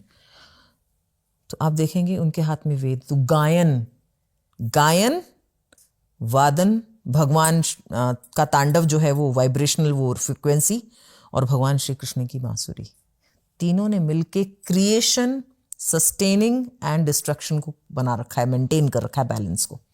तो संगीत हमें वो बैलेंस सिखाता है। संगीत हमें काम टॉप मैनेजमेंट है ये तो वैसे, Yes. जो आपने बताया। यस, महादेव, विष्णु, ब्रह्मा। यस, बिल्कुल। उनकी वजह, उन्होंने बैलेंस कर रखी तीनों चीजें। अब आप इसको अगर पावर भगवान ने अपने पास भी नहीं बांटी, मतलब सारी पावर खुद भी नहीं रखी, नहीं, डिस्ट्रीब्यूट किया उन्होंने उसे, क्रिएशन में क्रिएट कर दिया ना। हमारे अंदर थोड़ा थोड़ा, म्यूजिक ऐसी चीज है जिसका ज्ञान मनुष्य को ही नहीं, ज्ञान ना, अज्ञानी को भी उसका ज्ञान है संगीत का, सुनेगा, समझ में आता है, भले वो Emotions गा ना connect होते सके। हैं। एग्जैक्टली। और सिर्फ मनुष्य को नहीं, संगीत में इतनी ताकत है, पेड़ पौधों को भी समझ में आता है। आप कोई भी म्यूजिक लगाइए, अपने कान में लगा लीजिए, उसके बाद थोड़ा जहां विंडी एरिया हो ना वहां चले, आपको ऐसे लगेगा आप ही के म्यूजिक के साथ में वो सब नाच रहे हैं, पौधे पत्ते उसी के साथ हिल रहे हैं। ये म्यूजिक की ताकत है। और अगर म्यूजिक में इतनी ताकत है, भगवान ने ये हमें समझाने की कितनी कोशिश की है इसके थ्रू, उन्होंने बार बार समझ कि ये अगर तुम्हारे पास है, you can be a creator. सिर्फ इतना सा टाइम चाहिए कि बैठ के विचार, सच सामने दिखाई देगा। यस, कि क्यों खुशी हो रही है म्यूजिक सुन के, क्यों मोटिवेट हो रहे हैं, एग्जैक्टली। क्यों उदास हो गए। 9 रस हैं संगीत के। वो 9 रस अज्ञानी को समझ में आते हैं। उनको ये नहीं पता कि कौन सा रस है, लेकिन वो फील कर रहा है उसे, नाम नहीं पता उसे, लेकिन वो फील कर सकता है। संगीत को आप फील कर सकते हो इमीडिएटली। यही संगीत शायद वाइब्रेशंस के थ्रू घुसेगा अंदर। फ्रीक्वेंसी, वाइब्रेशन सब है, मैथमेटिकल है पूरा। साइंस की टर्म है डार्क मैटर। यस। और दश महाविद्या में एक नाम है काली। तो जैसे कि डार्क मैटर यूनिवर्स का 85% है, लेकिन फिर भी विजिबल नहीं है। क्या इसे महाविद्या काली से रिलेट किया जा सकता है? डार्क मैटर जो है उसको हम डार्क मैटर मतलब हम डार्कनेस को देख रहे हैं, जितनी भी डार्कनेस हम देख रहे हैं। एंटी मैटर एक चीज है और एक मैटर, हम लोग सब मैटर हैं, एक एंटी मैटर है जो बिल्कुल ऑपोजिट है। ऐसे ही एक डार्क एनर्जी है जिसे हम डार्क एनर्जी कहते हैं, काला जादू, ये सब चीजें टर्म जो आई, ब्लैक डार्कनेस काली के साथ जोड़ी गई है। तो 73% अकॉर्डिंग टू मिशियो काकुज स्पीच, मतलब मैंने उनका जो स्पीच सुना है उसमें उन्होंने एक्सप्लेन किया है कि जो हमारा डार्क मैटर है that is 73% in the entire universe. तो मतलब काली की शक्ति तो, इसीलिए तो 10 महाविद्या में सबसे पहली विद्या है ना, वो प्रथम विद्या है काली। काली का अर्थ काल से जुड़ा हुआ है, यानी समय से जुड़ा हुआ है, जो समय को कंट्रोल करती हैं। जो समय को कंट्रोल करता है मतलब वो ब्रह्मांड को कंट्रोल करता है पूरे। तो 73% डार्कनेस है, और उस डार्कनेस की वजह से आप सारा तारे चांद देख पाते हो, वो सुंदरता देख पाते हो। अगर वो काली ना हो तो आपको ये सब दिखाई नहीं देगा। आपने कभी फील किया है रात में एनर्जीज शांत होती हैं, शांत होती है, हमारे अंदर जागरूकता आ जाती है, हमारा अंदर का जो अंतर्मन है या जिसे आप कहते हैं सोल, हमारी वो जागृत अवस्था में और स्थिरता में होती है। कुछ पल तो सुन सकते हैं। यस, स्थिरता में होती है। दिन में डिस्ट्रैक्शन होता है, लाइट हमें डिस्ट्रैक्ट करती है। अब यहां पे लाइट का अर्थ सुख से भी है, सुख हमें डिस्ट्रैक्ट करता है। काली, काल, अंधकार, कालापन, डार्कनेस हमें स्वयं से जोड़ती है। तो काली का एक्चुअली काम जो है हमें स्वयं से जोड़ना है। बहुत सारे साधक जो तंत्र से रिलेट करते हैं रात को सारा काम करते हैं, और सारे काली की ही हायर एनर्जी काली है। समय को कंट्रोल कर रही है ना, वो जो समय को कंट्रोल कर रहा है वो रूलर है। काली रूलर है समय की। तो जब समय ही कंट्रोल में कर लिया तो आपने तो ब्रह्मांड कंट्रोल में कर लिया। इसलिए उनके चरणों में कहते हैं कि हम तुम्हारे चरणों में नतमस्तक होते हैं। मैं बहुत सारे तांत्रिकों से यही सुनता आया हूँ। हाँ। ये अपने कॉन्सेप्ट से थोड़ा सा अलग है, लेकिन ये सुनता आया हूँ, काली की हमने सिद्धि कर रखी है, हमें काली सब कुछ बताती है। ये पॉसिबल है क्योंकि आप इस फील्ड से हैं, इसलिए मैं जानना चाहता हूँ, और हमारी ऑडियंस तक अगर वो मैसेज गया तो फिर ये भी जाना चाहिए। देखिए, मैं सभी का सम्मान करती हूँ क्योंकि सबके अपने पर्सनल एक्सपीरियंसेस हैं इस फील्ड में। साधक जो होता है उसका अपना पर्सनल एक्सपीरियंस है, मैं नहीं जानती। लेकिन मेरे साथ ऐसा नहीं हुआ कि माँ को हम ये कहें कि माँ हमें बताएं आके कान में। मेरी औकात नहीं है ना। एक जिस पृथ्वी को हम कहते हैं इतना सा कण है वो इस पूरे ब्रह्मांड में, एक गैलेक्सी में इतना सा कण है, मेरी तो क्या ही वो है कि मैं, और वो 73% जिनको हम साइंस जिसको 73% मानती है, वो मेरे कान में आके बोल रही हैं। मैं सुन भी पाऊंगी उनका नाद, मेरे कान में इतनी शक्ति है कि मैं उनका नाद सुन पाऊं, मैं फील कर सकती हूँ। मेरी माँ मेरे साथ है, मेरी अम्मा मेरे साथ है। मैं अम्मा से बातें करती हूँ, मुझे अरे आज तो तू बड़ी अच्छी लग रही है, उनके साथ मैं बालक के जैसे बात करती हूँ। अरे आज तो तू बड़ी आंखें बड़ी बड़ी करके देख रही है। आपने मेरी माँ को देखा नहीं है शायद, इसलिए किस दिन आपको माँ से नहीं, मिलवाऊंगी। मैं अभी आपने भगवती हाँ और काली, हाँ अभी दो ही है सामने। हाँ, मेरी अम्मा को नहीं देखा सॉरी, आपने। लक्ष्मी और काली, लक्ष्मी एंड काली, मेरी अम्मा को नहीं देखा। मैं किस दिन आपको ये अम्मा को, कॉम्बिनेशन भी मैंने पहली बार ही देखा है, लक्ष्मी हाँ। और काली। समय को कंट्रोल वो करती हैं और समय लक्ष्मी के साथ उसमें है। मतलब अगर वो समय कंट्रोल कर रही हैं तो वो धन को भी कंट्रोल कर रही हैं, क्योंकि धन समय से बंधा हुआ है, हमेशा नहीं रहेगा, चंचलता है ना लक्ष्मी के अंदर, ओके, तो वो भाग लेती हैं थोड़े थोड़े दिन में, थोड़े थोड़े दिन में। समय तो आपने काली बिठा दी कि मत निकलने दो उनको, मत निकलने दो। क्योंकि संसार में भैया अर्थ की आवश्यकता है। संसार में आपको रहना है तो आपको अर्थ चाहिए। हाँ, ग्रीडी नहीं होना चाहिए, नीड के अनुसार। इतना जागरूक होना चाहिए। हाँ, नीडी हो आप, आपको माँ कभी आपको छोड़ के नहीं जाएगी। ग्रीडी हो तो आपके पास रुकेगी नहीं, लालची हो तो वो रुकेगी नहीं, संतुष्ट हो तो वो आपको छोड़ के नहीं जाएगी। कई तंत्र के पॉडकास्ट, एक और अलग सवाल है, कई तंत्र के पॉडकास्ट किए हैं, उसमें कई तांत्रिकों ने बताया कि काली और कृष्ण एक ही रूप है। हाँ सच है ये? हाँ हाँ, बिल्कुल बिल्कुल। थोड़ा सा एक्सप्लेन करो इसको, क्योंकि एक्सप्लेनेशन नहीं मिली मुझे। हाँ नहीं, एक इसके पीछे एक कथा आती है, जो बंगाल के एक बहुत बड़े भक्त थे, वो काली भक्त थे। तुलसीदास जी एक बार गए थे वृंदावन, तो उनको वो राम के भक्त थे, तो तुलसीदास जी को जब वहां पे राम का विग्रह कोई दिखा नहीं, तो उन्होंने कहा था कि तुलसी मस्तक तभी झुके जब धनुष बाण लो हाथ। कोई बात नहीं, तो उन्होंने कहा कि मैं भाई, मेरा जो तुम हो विष्णु रूपी, विष्णु के ही अवतार हो, लेकिन मेरा जो आराध्य है, मेरा जो प्रेम है वो धनुष बाणधारी के लिए है। तो तुम भैया अगर वो रूप ले लो तो मैं तुम्हें प्रणाम करूंगा, अन्यथा मैं ये बांसुरी वाले को मैं प्रणाम नहीं करूंगा। तो भगवान ने विष्णु वो रूप लिया था, भगवान श्री राम का रूप लेकर के उनके साथ, तब उन्होंने प्रणाम किया था।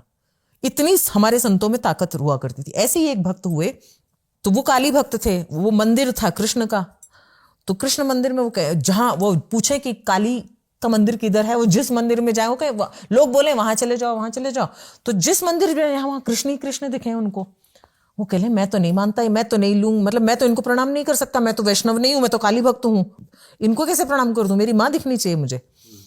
तो ऐसे ही भगवान ने उनके सामने लीला की कि आधा कृष्ण और आधी काली बन के उनके सामने प्रकट हो गए। ओह, ये मैंने कहीं देखा है। हाँ, अब क्लिक हुआ। हाँ, हाफ कृष्ण और हाफ काली के रूप में उनके सामने आए, बोले मैं ही कृष्ण मैं ही काली।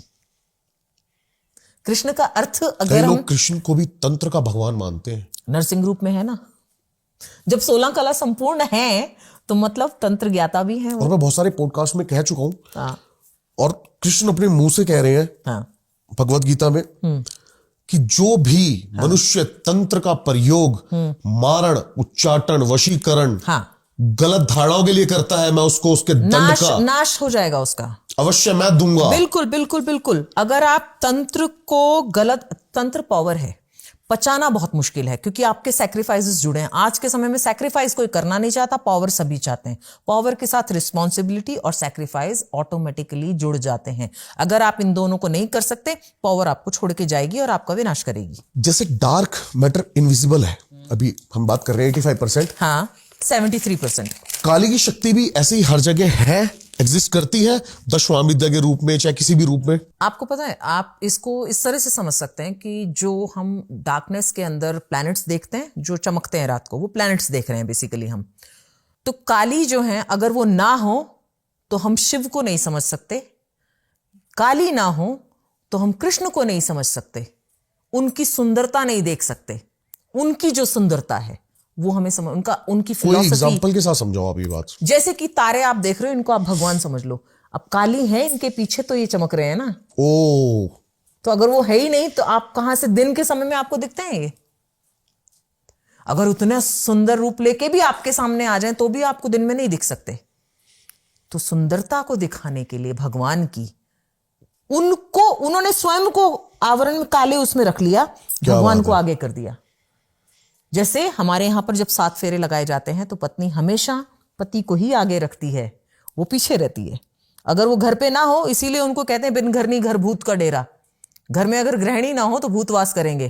तो अगर वो है तो भैया तुम संसार में कार्य कर सकते हो, तुम संसार में सारे कार्य कर रहे हो, नहीं तो नहीं कर सकोगे अगर वो ना हो तुम्हारे पीछे। शक्ति है वो, इसीलिए शक्ति की पूजा कहते हैं कि शक्ति की पूजा के बिना शिव की पूजा नहीं हो सकती। शव है शिव, शक्ति के बिना वो आपकी पूजा स्वीकार ही नहीं करेंगे, और शक्ति आपकी पूजा शिव के बिना नहीं स्वीकार करेंगी। इसलिए उनका अर्धनारीश्वर रूप है जिसकी पूजा अब की मैं जाती है। ये तो डिफाइन ही नहीं कर पाऊंगा कि कौन ऊपर है। पैसिव, सी दोनों एनर्जीज हमारे लिए, जिसे हम नेगेटिव पॉजिटिव दोनों कहते हैं, एक दूसरे के बिना पैसिव अधूरे हैं। एक्टिव। हाँ, पैसिव और एक्टिव एनर्जी हमें अगर पहला ना है। हो, हम बैलेंस होना जरूरी है। बिल्कुल सही बात अगर है। हम दिन ना हो तो रात की वैल्यू नहीं है, और रात ना हो तो दिन की वैल्यू नहीं है। दोनों का संगम, दोनों का ये हमारे लिए बैलेंस सर्वश्रेष्ठ बहुत बना रहा है। हाँ, वो आवश्यक है। दिन के अगर दिन ना हो तो हम काम, जो फिजिकल वर्क है हमारा, वो डे से जुड़ा हुआ है। फिजिकल वर्क डे लाइट से वो कनेक्टेड है, क्योंकि ये मंडेन बॉडी है। अब आप इसको ध्यान से समझिएगा जो मैं बता रही हूं आपको। फिजिकल वर्ल्ड के लिए, फिजिकलिटी के लिए, जो कि लिमिटेड है, उसके लिए दिन आवश्यक है।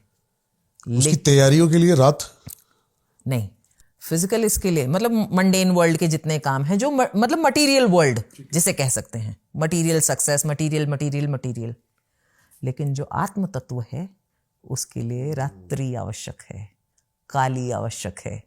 इसीलिए मोक्ष काली देती है, इसीलिए काली का युग है ये, काली युग। काली नहीं होगी तो हर एक नए दिन की वैल्यू नहीं होगी। वैल्यू ही नहीं, कुछ आपकी वैल्यू खत्म हो जाएगी अगर काली ना हो। काली नहीं हो तो ये शरीर हो ही नहीं सकता। मैंने कभी डेप्थ में इतनी काली माँ के बारे में कभी, हाँ, क्योंकि हम उनको सिर्फ एक रूप के उसमें देखते हैं ना, कि ये उनका रूप है, स्वरूप में देखते हैं। जब हम उन्हें व्यापकता से देखेंगे, आत्म तत्व के रूप से देखेंगे, आत्मदृष्टि से देखेंगे, तो हम उन्हें समझने की थोड़ी बहुत चेष्टा कर सकते हैं। ये उनका हम नेति नेति कह के, जिनको भगवान भी कह देते हैं, कि हम उनके बारे में वाणी जिन्होंने दी है हमें, उनकी वाली हम क्या वाणी प्रयोग करेंगे, जिन्होंने हम शब्द दिए हैं। माता पिता ने हमें जीवन दिया, हम उन्हें कुछ दे सकते हैं? नहीं दे सकते। तो सेम है। अभी जैसे मैं भी प्रैक्टिस कर रहा हूं, आपको बता रहा था मैं, हायर कॉन्शियसनेस की जी हमेशा जगे रहना। हाँ, इंसान को इस पे ही काम करना चाहिए, क्योंकि इंसान पूरी जिंदगी सोते सोते ही निकाल देता है। हाँ, हाँ, हाँ। जब अभी मैं 30 साल में सो रहा था, हाँ, और मैं जो 30 साल में नहीं कर पाया वो 6 महीने जाग कर मैंने कर लिया। ये प्रमाण है, जी, ये जागृति का। जागृति का। हाँ, तो तंत्र के थ्रू ये डेवलप हुआ। लोग तंत्र को समझते हैं ब्लैक मैजिक, तंत्र को समझते हैं जो भी, और इसी का एक एग्जाम्पल साइंस भी कहती है, जिसको बोलते हैं क्वांटम कॉन्शियसनेस थ्योरी। हाँ, हाँ, हाँ। इसको आप बताओ थोड़ा। सी, अगर आप फिजिक्स की दृष्टि से इसे समझना चाहें, कॉन्शियसनेस को, तो आप नहीं समझ पाएंगे, क्योंकि उसमें आप और उलझ जाएंगे। फिजिक्स में इतनी ताकत नहीं है, या साइंस में इतनी ताकत नहीं है कि कॉन्शियसनेस को समझा सके। वो आपको स्वरूप दिखा सकती है, अलग अलग डिपार्टमेंट ब्रेन के दिखा सकती है। कॉन्शियसनेस कैसे दिखाएगी? चेतना को कैसे दिखाएगी? चेतना को नहीं दिखा सकती। चेतना आपको हायर डायमेंशंस के साथ जोड़ती है। कॉन्शियसनेस आपकी क्या है? ईश्वर स्वयं है। जो रथ आपने अभी बताया था ना, वो रथ, वो ईश्वर ही, ये बॉडी रूपी जो हमारा बना हुआ है ना, इसको हाँकने वाले वही हैं। तो वो कॉन्शियसनेस हायर कॉन्शियसनेस से जुड़ी हुई है। We are the part and parcel of the same consciousness. वो पीछे है इसलिए दिख नहीं रही है, शायद पीछे है इसलिए नहीं, वो दिख सकती नहीं जब तक हम अपने से जुड़ेंगे नहीं। स्व से जुड़ना अनिवार्य है। जब तक आप स्व से नहीं जुड़ते, बाहर के मंडेन वर्ल्ड से जुड़े हो, जब तक आप बाहर देख रहे हो तो भ्रम है, अंदर देख रहे हो ब्रह्म है। तो हमारी यात्रा ब्रह्म को जानने की है, भ्रम में फंसने की नहीं है। भगवान ने प्रॉप्स दे रखे हैं, ये सब प्रॉप्स हैं बाहर। अब आपका ये है कि आप कितने स्थित प्रज्ञ हो, कितने स्थिर हो जो अंदर झांक पाओ, कि आप बाहर सब होते हुए भी आपको वो अट्रैक्ट ही ना करे, अंदर चले जाओ। इसमें मुझे लगता है कि हमारी परवरिशों की गलती है कि हमें अंदर झांकना कभी नहीं सिखाया। एक एग्जांपल देता हूं, अभी याद आया मेरे को। मैं छोटा था जब भी, तो मम्मी पापा से जब मैं रूठा करता था ना, तो मैं घर के अंदर छुप जाया करता था। उनको लगता था घर छोड़ के भाग गया है। हाँ। वो सारी जगह ढूंढते थे, लेकिन घर में नहीं ढूंढते थे। ये घर में ढूंढते तो मिल जाता। बिल्कुल। ये मेरे साथ, ये मैंने किया है, 2-3 बार किया है। तो भगवान ने कहा ना कि भैया ये अपने अंदर ही नहीं ढूंढेंगे, इसलिए मैं अंदर ही जाके बैठ जाता हूं इसके, ये सारी दुनिया में बाहर मुझे ढूंढेंगे। अच्छा है, अभी मैं आपको एक उदाहरण दे रही थी भागवतम में, कि भगवान सब भक्त जाते हैं, आर्त अर्थार्थी जिज्ञासु ज्ञानी सब जाते हैं, हमें अर्थ चाहिए, दुख से दूर करो, बीमारी दूर करो, घर बंगला गाड़ी सब दे दो, ABCD, A से लेके Z तक सब। भगवान के तथास्तु तथास्तु तथास्तु। भगवान जाते कहाँ है बेसिकली? भगवान जहां भी उनको लग रहा है भगवान। हाँ, जान छुड़ाए रहते हैं भगवान अपनी। अरे जाओ, ठीक है दे दो, इनको दे दो, जो चाहिए दे दो। जैसे ही कोई आके कहता है हमें भक्ति चाहिए, भगवान कहते हैं हाँ, उनके कान खड़े हो जाते हैं और आंखें खुल जाती हैं। हाँ, ये भक्त, ये किसी कुछ सुना मैंने, हमें भक्ति, हमें तो सिर्फ आपके चरणों की भक्ति चाहिए। कहते हैं ये ना देता मैं भैया, ये दे दिया तो तेरा गुलाम बनना पड़ेगा। वो बहुत सोच समझ के देते हैं, क्योंकि बन चुके हैं एक बार वो। सूरदास जी के थे, वहां बैठ के सुना करते थे, अर्जुन के साथ रहे, उनके सखा बन गए। तो प्रबल प्रेम के पाले पड़कर प्रभु को नियम बदलते देखा, अपना मान टले टल जाए, भक्त का मान न टलते देखा। क्या बात है। क्योंकि राम जब भाई का एग्जाम्पल देते हैं तो हनुमान को अपना प्रिय बता रहे हैं। हाँ, यस, लक्ष्मण को नहीं। हाँ बिल्कुल, क्योंकि उनके अंदर, उन्होंने, भगवान ने समर्पण भाव जो था, ज्ञान जो था, ठहराव जो था, वो सब देखा उन्होंने हनुमान जी के सामने। उन्होंने, हनुमान जी मतलब भक्त, और अगर सीता जी को रावण ना ले गया होता तो क्या भगवान श्री राम और हनुमान जी का मिलाप होता? नहीं होता। वो वन को जा रहे थे, तब हनुमान जी की उनसे भेंट हुई। अगर वो सीता जी को नहीं ले गया होता रावण, तो कहाँ हनुमान जी से मिलने वाले थे? कहाँ हम इतनी सुंदर, जो सुंदर कांड हमने पढ़ा, कहाँ पढ़ते? कहाँ ये कहानी पूरी होती? रामायण सोच ही नहीं सकते हनुमान जी के बिना। एक एग्जाम्पल और दे सकते हैं हम जी, कि सुख में जो मिल रहे हैं साथी, जिनको हम समझ रहे हैं, और दुख में मिला साथी कितना सच्चा। यस, सुख में तो सभी जो नहीं है वो भी आपके बन जाएंगे। दुख में जो दुख में साथी मिला और उसने कहा कि एंड तक साथ हूं। सुख में सुमिरन सब करें, दुख में करे ना कोई। नहीं, दुख में सुमिरन सब करें, सुख में करे ना कोई। मतलब ऐसा ही इंसान का भी है कि जब आपके पास सुख है तब आपके सब रिश्तेदार हैं, लेकिन जब आपके पास कष्ट है तो आपको ऐसे त्याग दिया जाता है जैसे आपको वो जानते ही नहीं, जन्मों से नहीं जानते। देखा है हमने, जीवन में देखी है ये सच्चाइयां। भगवान हमें दिखाते हैं कि ये मेरा मेरा कुछ कष्ट, नहीं कष्ट तेरा। इसलिए देते हैं भगवान की फिल्टर हो सकी चीजें लाइफ में, रियलाइज करवाते हैं। हाँ। अभी भी तू मेरी तरफ आ जा, अभी भी तू मैं ही तेरा हूं। जिनको सगा समझ रहा है वो सगे तेरे नहीं है। नहीं है। वो है ना, घर के कहीं हैं जल्दी काढ़ो, सांझ होए डरई हैं, जा दिन मन पंछी उड़ जई हैं, ता दिन तेरे तन तरुवर के सबे पात झर जई हैं। क्या बात है। घर के कहीं हैं जल्दी काढ़ो, सांझ होए डरई हैं। शाम से पहले जला के आ जाओ इसको। यस, कोई नहीं, सिर्फ वो शाश्वत है। वो ना हमें उसने कभी छोड़ा, ना छोड़ता है, ना छोड़ेगा। बट ये है, उसकी एक शर्त है, अन्यांश चिंतयन्तो मां ये जन्हा पर्युपासते तेषाम नित्यभियुक्तानाम योगक्षेमम वहाम्यहम्। वचन दिया है भगवान ने कि तू अनन्य भाव से मेरी भक्ति कर और मैं तेरा सारा योगक्षेम देखूंगा। छोटी सी दृष्टांत बताती हूँ इसके ऊपर, बड़ा आपको आनंद आएगा सुन के। मैं अक्सर याद कर लिया करती हूँ जब मेरी भगवान से लड़ाई होती है, तो मैं उनको ये दृष्टांत याद करती हूँ। मैं कर लेती हूँ लड़ाई भगवान से, वो मेरे अपने हैं। एक साहूकार था और एक ब्राह्मण था एक गांव में। साहूकार जो था वो बड़ा फेमस था, और जो ब्राह्मण था प्रकांड विद्वान था। एक ही गांव में दोनों थे। जो साहूकार था वो फेमस था इसके लिए कि उसके यहाँ जो भी जाता ना वो ऊपर बैठा रहता, नीचे सबको चाबी दे देता, भैया जाओ तुम अनाज तौल लो, जितना चाहिए ले लो, खुद से। हाँ खुद से ले लो। तो लोग मतलब लोग उसके साथ बेईमानी भी नहीं करते थे। ब्राह्मण के, अच्छा इतना उसका चर्चा हो गया कि ब्राह्मण के पास ये खबर पहुंची। ब्राह्मण कहता है ऐसा कौन सा साहूकार है भाई, इतना कितना मेरे से बड़ा विद्वान है क्या वो। गया साहूकार, उसका ब्राह्मण गया उसके यहाँ पे उसकी परीक्षा लेने।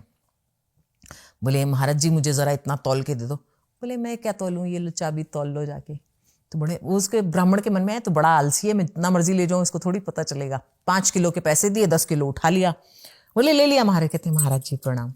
चाबी दिया, निकल गए ब्राह्मण। घर पे पहुंचा तो वो 5 वजन तो उसका 5 ही किलो हो गया, क्योंकि 5 किलो के पैसे दिए थे। उसने कहा ये मैंने गलत तौल लिया, मैं जाके वापस जाता हूं और वापस लेके आता हूं। ये गया वापस ब्राह्मण उस साहूकार के पास, और साहूकार से बोलता है महाराज मेरे से ना गलती से कम तौल गया मैं, तो मैं, कहते महाराज ये लो चाबी आप तौल लो। वो गया, फिर से उसने 5 किलो एक्स्ट्रा डाला। वो बोले इस बार मैं इसको आगे पकड़ के ऐसे लेके जा रहा था, अब ऐसे लेके जाऊंगा। वो जब वो घर पे वापस पहुंचा, फिर से वो 5 किलो हो गया। उसने कहा ये तांत्रिक है, ये कुछ तंत्र मंत्र करता है, ये ऐसे पॉसिबल नहीं है, 2 बार थोड़ी गलत हो सकता है। तीसरी बार गया वहां पे, बोले मुझे ये बताओ मैंने 2 बार तुम्हारे साथ बेईमानी की, 2 बार में, पर ये तो हुआ नहीं, पैसे तुमको 5 किलो के दिए थे, हर बार ये 5 किलो कैसे हो जाता था। तो वो जोर जोर से हंसने लगा। बोले महाराज जी मुझे तो एक साधु आए थे, मैं तो अनपढ़ आदमी हूं, मुझे पता नहीं, वो मुझे भगवत गीता का एक श्लोक रटा गए, मैं बस उसी पे उंगली रखे पढ़ता रहता हूँ, वही पढ़ता रहता हूँ, वही पढ़ता रहता हूँ, और मेरे को इतना आनंद आता है कि मेरे को नीचे जाने का मन ही नहीं करता। बोले कौन सा श्लोक।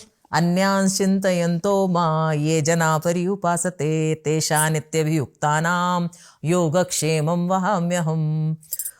तो बोले अच्छा, अब साधु के वो उसके मन में ये हो गया मैं भी ये करूंगा तो मेरे को भी कुछ करना नहीं पड़ेगा। गया घर पे, सब पोथी पाथी सब छोड़ दी। बोले आज से पंडिताई छोड़ दी मैंने, पैसा बहुत था उसके पास में, लेके बैठ गए, मैं यही पढ़ूंगा, मेरी पत्नी मुझे बना के खिलाएगी। हीरो गहनों से लदी रहती थी वो, घर एकदम इतना सुंदर आलीशान।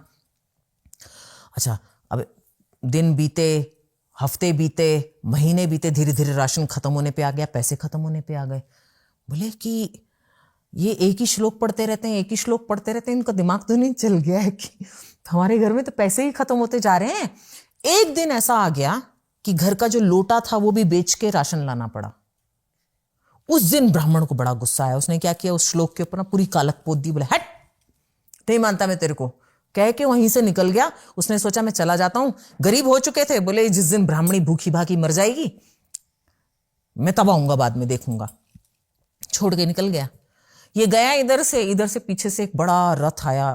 1 रथ, 2 रथ, 3 रथ, 4 रथ, उनमें इतना राशन, जवाहरात वगैरह सब भरे हुए। तो बाहर से आवाज लगाया फलाने पंडित जी हैं। तो उनकी वो बहू आई, वो मतलब उनकी पत्नी आई। बोले हाँ जी महाराज, तो घर तो उन्हीं का है। तो बोले कहाँ है पंडित जी। बोले महाराज जी वो तो कहीं बाहर गए हैं, मुझे तो पता ना है। तो बोले ये वहां के फलाने महाराज हैं, उन्होंने भेजा है उनके लिए। तो बोले अच्छा रखवा दो अंदर।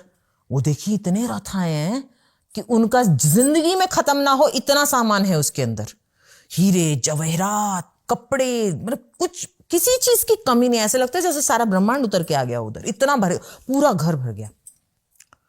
कहते हैं कि महाराज जी मैं तो पढ़ी लिखी ना, अपना नाम तो लिख जाओ किसी पे, इस पे। तो बोले उनको बोल देना कि बस आपके पति आए ना तो उनको बोल देना आने में थोड़ी देर हो जाए तो मुंह पे कालक ना पोत दिया करें। समझे किस पे कालक पोती थी। अन्यांश चिंतयन्तो मां ये जना पर्युपासते तेषा नित्यभियुक्तानां योगक्षेमं वहाम्यहम्। तो भगवान के द्वारा गाया गया गान है ना, तो मुंह पे कालक पोती। तो ये बोले अपने पति को कहना कि अगर आने में थोड़ी देर हो जाए तो मुंह पे कालक ना पोत दिया करें। कह के वो चले गए। कुछ महीनों बाद विश्वास होता। यस, पंडित जी आए थोड़े महीनों बाद वापस। बाहर देखा तो सजी ठनी बैठी है। बोले इसने दूसरा विवाह तो नहीं कर लिया। आवाज लगाई तो वही बाहर आई। मुझको बड़ा ये हुआ कि इसने कुछ गलत काम तो नहीं किया है। चिल्लाए, डांटा वाटा, सब सच सच पूछा। बोले महाराज जी ऐसा है, आपके पीछे से एक बड़ा रथ, सुंदर रूपवान, एक बड़ा सांवले से रंग का एक युवा आया था, इतनी साड़ी। बोले महाराज वहां वसुदेव जी के यहाँ से उनका पुत्र आया है, वो दे करके जा रहा है, बता देना और ये भी बोल देना कि अगर थोड़ी देर आने में हो जाए तो मुंह पर कालक ना पोत दिया करे। वो इतना रोए कि अरे, और पांव पकड़ लिए अपनी पत्नी के। बोले तू आज से मेरी गुरु है, मैंने इतने वो किए लेकिन दर्शन तुझे हुए। उसके बाद उन्होंने सब वो छोड़ दिया और केवल ये भगवान पॉडकास्ट आपका है, सिर्फ 2 मिनट लूंगा जी, क्योंकि मुश्किल है मेरे लिए विचार बांध के रखना जब मैं आपके साथ बैठूंगा, क्योंकि पता नहीं कब मेरा ये लेवल मैच होता है, क्योंकि ये विचार हर किसी के आगे रखे नहीं जा सकते जी एक गांव में सूखा पड़ गया, जी, तो जो मेन पंडित थे, बात हुई, सारे गांव को इकट्ठा करते हैं, हाँ प्रार्थना करते हैं भगवान से कि बारिश हो। हाँ, प्रार्थना करने के लिए इकट्ठे हुए। तो प्रार्थना करने से पहले पंडित जी बोले, भाई और बहनों, इससे पहले मैं प्रार्थना शुरू करूं, मैं एक चीज पूछना चाहूंगा, छाते कहां हैं? ओह अच्छा, बोले इतना अभी हम विश्वास प्रार्थना था, करेंगे। यस, अभी हम प्रार्थना करेंगे, बारिश हो गई, छाते कहां हैं? हाँ विश्वास था उनका, विश्वास होता तो छाते आए होते, हाँ दृढ़ दृढ़ और विश्वास, छाते आए होते तो बारिश होती। हाँ दृढ़ विश्वास था ये उनका, यस, प्रेम की बातें कर रहे हैं, हाँ जानते, जिसको जानते ही नहीं प्रेम की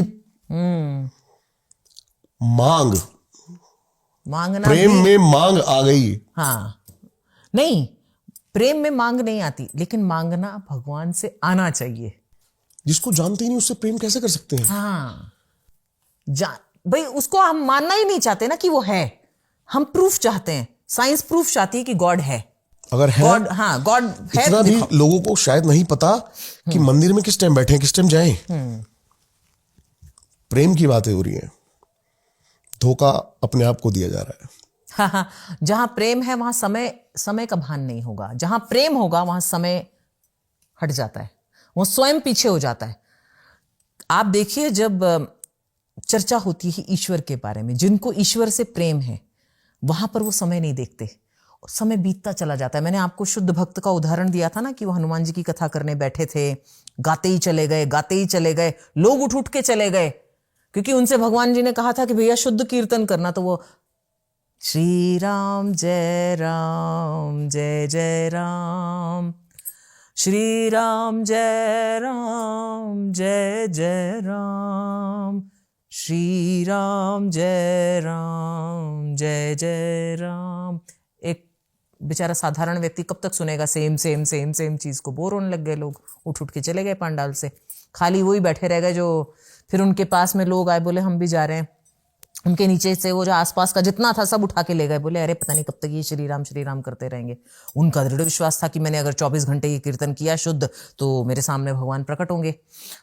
भगवान ने उनकी आंखें तंद्रा भंग की, क्योंकि वो इतने खो गए उसके अंदर। जब खोल के देखा, उन्होंने आंखें खोली, बोले वत्स आंखें खोलो, आंखें माया ही भगवान की थी, हाँ उन सबको हटा के हुई तो दर्शन देने थे। ये मतलब भगवान ये कहते हैं कि मेरे ऊपर पूरी तरह से निर्भर करो, अन्यांश चिंतयन्तु हर का जवाब मिलेगा। अर्थ तुम मेरे पे निर्भर करो, तुम्हें जवाबों की आवश्यकता ही नहीं पड़ेगी, क्योंकि मैं जवाब बन जाऊंगा तुम्हारा।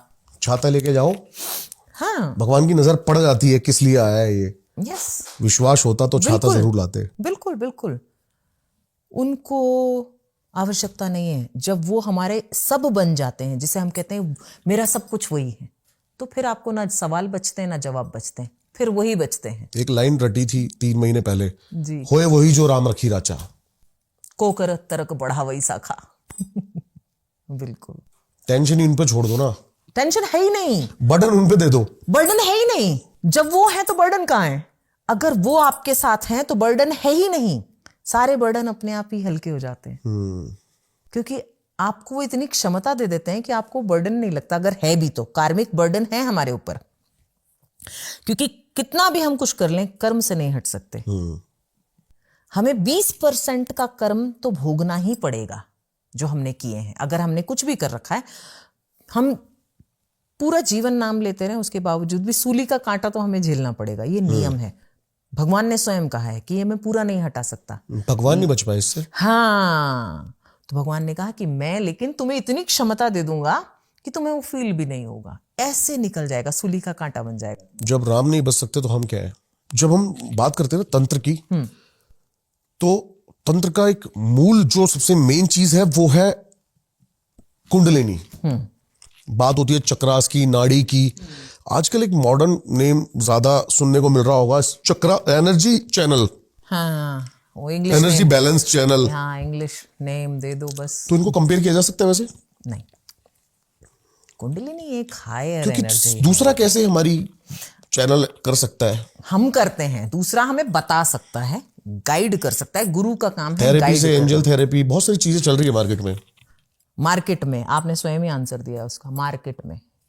गुरु के यहाँ मार्केट नहीं होती, गुरुकुल होता है, गुरु शिक्षा होती है, गुरु ज्ञान होता है। गुरु आपके साथ बैठ के गुरु स्वयं करता है और फिर आपको करवाता है। वो आपको नहीं बोलेगा आप करो, मैं गुरु हूं। मैंने भी किया है प्रमोट, और अभी खुल के इसलिए बोल पा रहा हूं कि विजन क्लियर है कि जी जी, प्रमोट नहीं करूंगा। हाँ, नहीं नहीं, देखिए ये इतनी हायर एनर्जी है आपकी कुंडलिनी, ये उसको भगवान शिव ने अपने गले में लपेट रखा है नाग के रूप में। तो आप सोचिए, अगर उन्होंने लपेट रखा है, और ये जो चक्र है हमारा, जिसे हम विशुद्धि कहते हैं, रहा है शायद खुशी बनने की।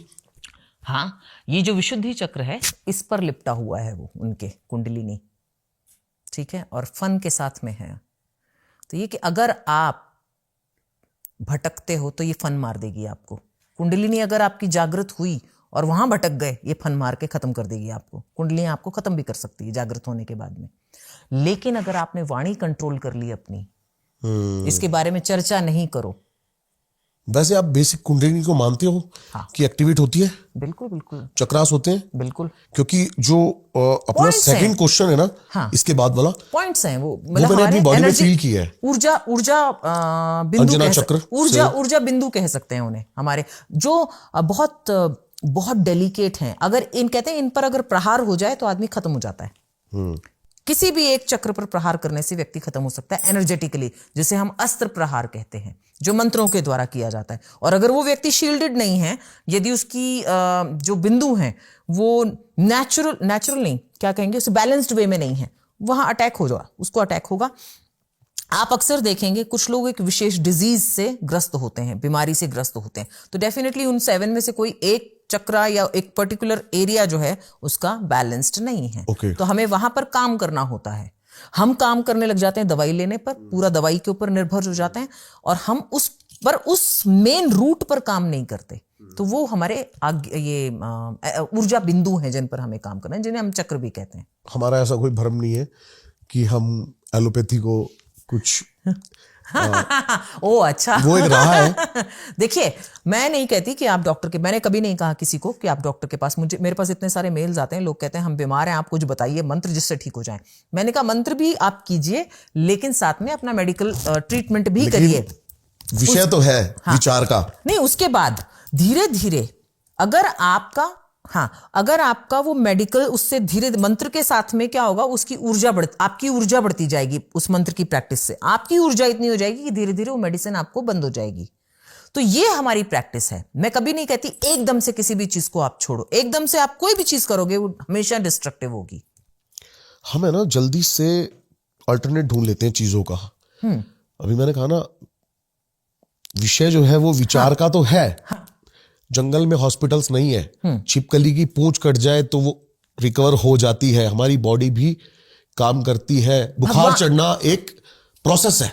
साइंस प्रूवन थ्योरी है अब तो ये कि आपके सेल्स जो हैं आपकी बॉडी में एक दूसरे से कम्युनिकेट करते हैं, और आप खुद को थॉट्स के द्वारा हील कर सकते हो। And I have done this so many मैं 2 दिन बिना खाए मेरे को 1% चीजें फील नहीं होती। मैंने कितनी बार किया है थॉट्स के थ्रू। हाँ, मेजर बहुत कुछ ऐसा हो जाए जो मेरे कंट्रोल में नहीं है, क्योंकि जब आपका शरीर रोग युक्त होता है तो आपके थॉट्स भी उस कहीं ना कहीं अफेक्ट होते हैं। तो उस समय ठीक है, हेल्प लेना ठीक है, लेकिन हर चीज के लिए आप अपनी बॉडी को बल्कि और रोगग्रस्त बना देते हो। मैं इससे ब्लेस्ड हूं। बेसिकली यही तंत्र है। तंत्र का अर्थ सिस्टम है भाई। मैं आपको इसको क्लियर करती हूं। अब जैसे कि ये ग्लास है, किसी ने ग्लास बनाया है, मेरे पास ये बना बनाया आ गया, पर इसमें करना क्या है इसका, ये जानकारी तंत्र है कि मैं समझ रहे हैं। अब मैं खाना बना रही हूं, ये चलिए डमरू से लेते हैं। डमरू मेरे पास आ गया, इसको किसी ने इसको बनाया है, किसी ने ये पार्ट बनाया है, किसी ने ये पार्ट बनाया है, लेकिन अब मेरे हाथ में तो आ गया, मुझे पता ही नहीं इसका करना क्या। अब मुझे अगर पता हो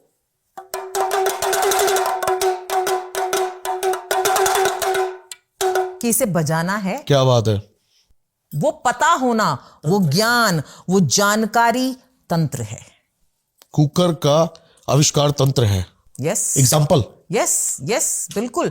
खाना बनाना की टेक्निक, आपको पता है मसाले तो सभी के पास होते हैं, लेकिन हर किसी का खाना उतना स्वादिष्ट नहीं होता, क्योंकि हर किसी को सेम टेक्निक नहीं पता है।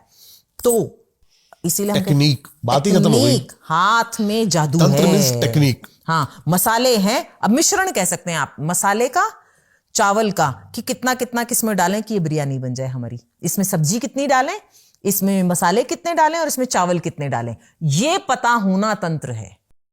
क्या अंजना चक्र, थर्ड आई और पीनल ग्लैंड और स्पिरिचुअल विजन, इनके बीच कोई रिलेशन? आज्ञा चक्र का इंग्लिश नेम हिज मतलब आप कह सकते हैं कि थर्ड आई चक्र, पीनियल ग्लैंड जिसे हम थर्ड आई कहते हैं, यस, क्राउन चक्र यहाँ पे है। तो पीनियल ग्लैंड जो है, साइंस अब प्रूव कर चुकी है कि ये जो है एक यूनिवर्सल चिप है हमारे अंदर, जो मनुष्यों को दी गई है, जो सीधा यूनिवर्स से कनेक्टेड। हाँ, ये पोर्टल है मेन आपका। इसीलिए कहते हैं यहां पर तिलक, हमारे हिंदू समाज में तिलक यहां पर लगवाया ही इसके लिए जाता है कि ये आपका अफेक्ट ना हो, क्योंकि यहां से आपके साथ कुछ भी हो सकता है। बिल्कुल सही कह रहे हो। इसीलिए कहते हैं आपके पैर सुरक्षित हो और आपका थर्ड आई चक्र सुरक्षित हो, आप सुरक्षित हो फिर। तो ये जो है मैसेंजर की तरह एक चिप लगी हुई है कि जो डायरेक्ट यूनिवर्स से कनेक्टेड है।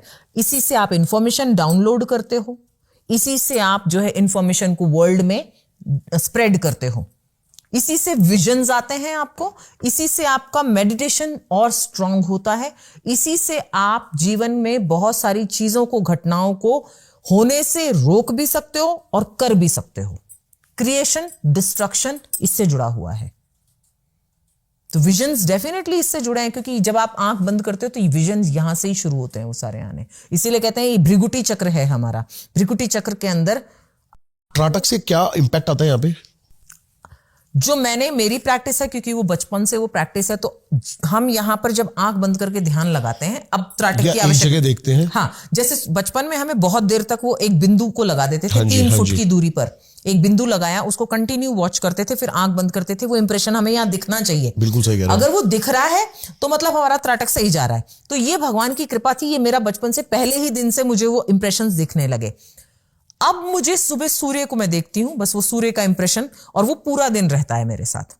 मैं जब भी आंख बंद करूंगी मुझे सूर्य यहां दिखाई देता है, और लाल गोला जो सुबह सूर्योदय का होता है वो मैं यहां देख सकती हूं। जब आप ये चीज, इस प्रैक्टिस को यहां तक ले आओ कि आप कभी भी ऑन डिमांड उस चीज को यहां देख सको, मतलब आप एकदम सही रास्ते पे हो।